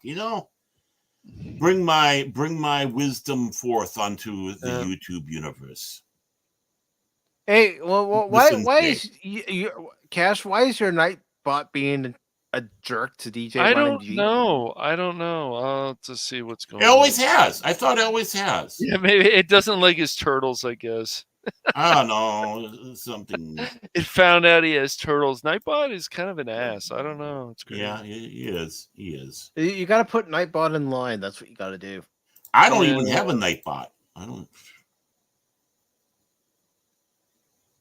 even know how that works. So. And DJ says, I got my cool Galaxy intro from this channel. Now I can have a cool SF vibe at the start of my show. Yeah, I noticed that the last time I watched your show, which was last week. Mm-hmm. Yeah. I was able to find it for him, so I'm glad that I was able to help DJ out. So, and that's what we're about, helping each other out, man. Mm-hmm. Helping each other out. That's what we're supposed to be about, yeah. Mm-hmm. You know, if you ever want to pick my brain, Cash's brain, Baron's brain, and get our honest opinion about something, we'll tell you. Yes, always. Yeah. And there are times I'll show them a thumbnail before I actually post it and ask them what do they think. It's like the one I made for today. If I did notice that I had a spelling error, so I did fix it. If you need a harsh critic on your thumbnails, your videos and stuff, just talk to Jace. Yeah, I was just going to say. Mm-hmm. Yeah, because Fats is just too nice. He won't be too critical. Jace, he will. Well, you know, when I was making the thumbnail, originally I was just going to put the headline there for today's show and not have anything else on it. And then I thought, no. Deadpool and Wolverine need to say something. So I thought, okay, Deadpool's going to say, so this is Pop Talk. Breathe it in, friendo. What a shit show. Yeah, I like that. Yeah. Welcome to your weekly shit show. Look, you got a Anonymous, like, dude, I don't know what goes on in your she shed. And if you got a sex spot in there, I mean, more power to you, I guess. But come on, bro. You know, I haven't seen those in a while attacking. Have they clamped down on those? They might have. I don't know. Oh, those used they to might have on YouTube, but you still get them over on Rumble. Oh, you get them on Rumble? Well, those are more respectable. You get them in the chats, and then you also get the ones where they post the same message just under a different name. Yeah, saying you've got a great channel, you're doing wonderful, but if you contact me here, and here, I can show you how to get all these subscribers and followers. It's like, yeah, bye-bye. You know, we'll be doing that from Punjab. We'll be doing it from Punjab. We'll make sure that you get the good viewers. Just share with us with your bank, and we're more than happy to help you. No, hell no. Good day. My name is Hank. I want to help you here. Hank from Minnesota. Hey, Hank. Yeah. I love watching those scammer videos. I get a laugh watching those guys get trolled. Yep. I want to see the Russian ones get trolled sometime. But it's always India. Why is it always India? I don't know. We got Bollywood. Come on. You gave us good stuff with Bollywood. Don't ruin it now. Don't ruin it with this stuff. But as far as what's coming up on Pacific414 for YouTube and Rumble, Tuesday I'll be playing more Metroid Prime Remastered. I actually practiced a little bit offline yesterday, so I found a few things. Hopefully I remember where to find them again. Cheat codes. I didn't use cheat codes, Baron. It's going around and exploring and learning a game that you've never played before. Going, oh, thank you, game. And then, oh, shut up.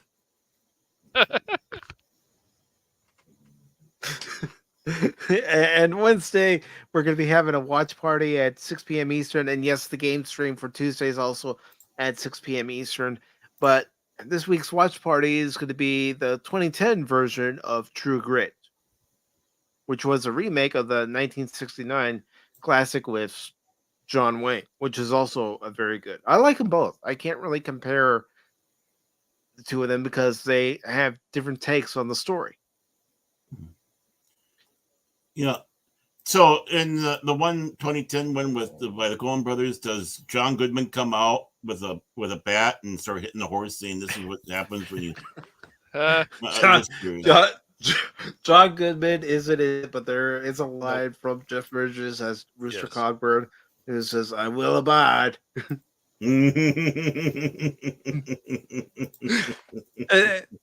I can remember after I watched that, because my mom and I went and saw that movie together, and after we watched it, and she says to me, "Did you notice one line in there that he said?" I said, "Yeah, I will abide." Probably, and I even said to her, I said, it probably had absolutely nothing to do with the Big Lebowski, but just him saying it. It's like, yeah, he's the dude Cogburn. The dude Cogburn.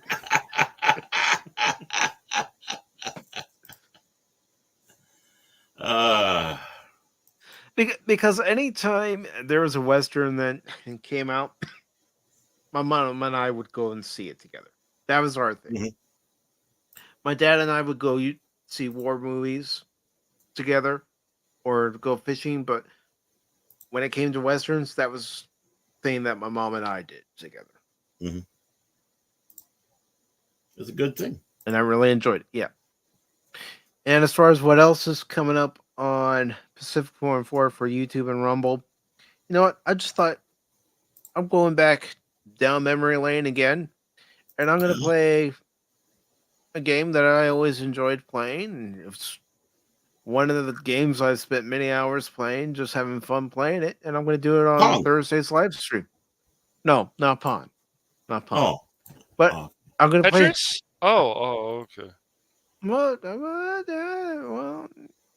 Tetris might be in the future, but ooh, that'd be cool. How about Candy Crush? No, not Candy Crush. I didn't fall into that Candy Crush craze. It's like, oh yeah, okay, columns and Tetris, but it's just called Candy Crush. Thanks. I'll stick with the originals. But anyways, I'll be playing Super Mario Brothers 3 on Thursday, starting at 6 p.m. Eastern. Ooh. I may or may not use the whistles to get to the other levels. And I know where to find them. Ooh. He knows. Oh no. Tetris sucks. You can't build anything in that game. Oh, okay. Well, it's not Minecraft. The worst Lego game ever.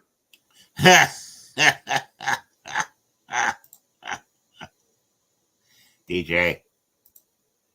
Settle down in the DJ. Whistles are a game save mechanism.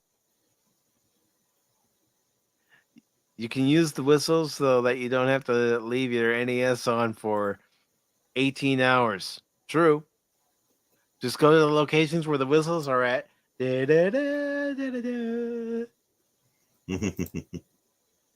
Which that same tune was also used in The Legend of Zelda. In case anybody didn't know. I didn't know. But I appreciate it. I learned something today. Who says you can't learn anything on Pop Talk? Right, exactly. I mean, it's good. You're supposed to learn something new every day. I just did, so I don't have to worry about it now. I can go back in my world of ignorance. But I want to thank everybody who stopped by during today's show, and also thank Padawannabe for his member chat, Baron for his member chat, Anonymous Anonymous Well, everyone else is doing that, so I had to do it. So Big Daddy T-Gap, not only did he give a member chat, He also gifted 5 memberships to 5 lucky folks. That's right. That's right. That's right. That's right. 5 lucky folks got those memberships. Of course, I also want to thank FKHC 2005, also known as Tim. Blazerhawk Darren. Our guest from Wednesday, Kathy Skywalker. Thank you, Hi, Kathy. Sweet lady. Daryl the Derelict. Good to see you, Daryl. I got to send you a message one of these days about being a guest on Pop Talk. Yeah. I was going to say, though, Kathy's a sweet lady, even if she does steal internet from her neighbors. So, I mean, just want to say it. You and Phil. I swear, man. I'm kidding, Kathy. Of course, Jace, thank you very much. And yes, turtles everywhere. And not DJ Runnergy. Nope. Phil McCracken. Ah, yes, Phil McCracken. He's not a Scottish therapist. But he's I played by his favorite actor, Patrick Stewart. Yeah. Oh, yeah. Yeah. Phil loves Patrick Stewart. Yeah, he does. He loves Patrick Stewart. This is Patrick Stewart, and I wish to tell Phil McCracken that I hate him also. Yeah. So I'm glad Patrick was able to do that for us. So again, I want to welcome new channel members, Stealth is Optional channel members, Yoram, Mark the Inflamed Tired, Jeff B, Release the McCracken, not to be confused with Phil McCracken, and also the angriest Canadian I know, Angry Canadian. Angry welcome, Canadian Samurai. And thank you again for gifting those memberships, TGAP Steve. Really appreciate that, brother. I just want to make an observation. Every time we've had these wonderful gifts from our wonderful viewers and chat members, ever notice when those get gifted out, cash money is never one of them. I just want to point that out. I think even Phil McCracken was a member once, but never yes, he cash. was. Yeah. But not cash. Yeah. Well, it's random. What can I say? I don't know. Well, I think the system doesn't like you. It's just like your Nightbot. I think it's like your Nightbot. How he's mean. It's because he's mean to DJ Ronnie G. That's why. It's like, no, that man has an offensive chin. I don't want to gift him a membership. Wow. The man's got a money. That sounds like some jealousy, but that's fine. Jealous of my chin again. It could be. It could be. Even AIs have jealousy. Yeah, I know. Well, and cash is in the eye. Sure. Right. Whatever, Baron. Wait. You're saying that you're not an AI? I thought you were, Cash. You know, that's something an AI would say. That's something an AI would say. Right, guys. Sure. See? And Baron is the leader of North Korea. Well, how do you like that, Baron? You're now the leader of North Korea. Dear leader, bring sunshine to you. Dear leader, bring sunshine. If you're having a good day, thank me. That's it. Come to peaceful nation. We have no crime. North Korea paradise. It's paradise. Come. Oh, right. And who told you that? Come for the monument. Stay because of the prison. Come, North Korea. Stay because we put you in hard labor. We make good movies. No, fucking right. Leader. Yeah.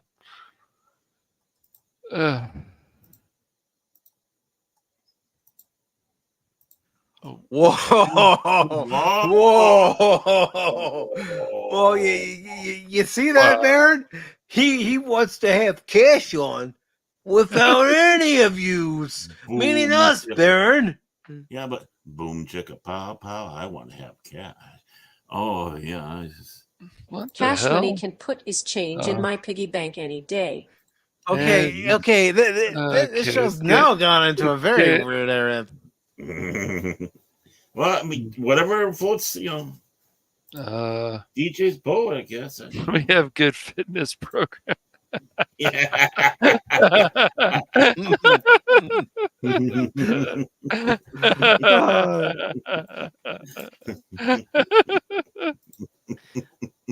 But I thank each and every one of you for watching today's show. Hope you enjoyed it. If you did, make sure you hit that like button before you leave. Share this out. And until next time, don't ever give up on me in a game, because just when you do, you might miss something. And pray for our souls. Oh, wait, you have a soul? Hey, everybody, Baron just admitted he has a soul. Hey. What? Hey, the only way you talk like this is if you have a soul. And I can talk like this, so I'm talking from my soul, brothers. Oh, baby. Oh, yes. I have just a little bit of soul in there. You hear that? He says he just got a little bit. Just a bit. I bring take it up for take care, everybody. Make sure you subscribe to Cash and Baird. Yes. Oh, have a good day, man. That's right. You have a good day. Autobots, transform and roll out.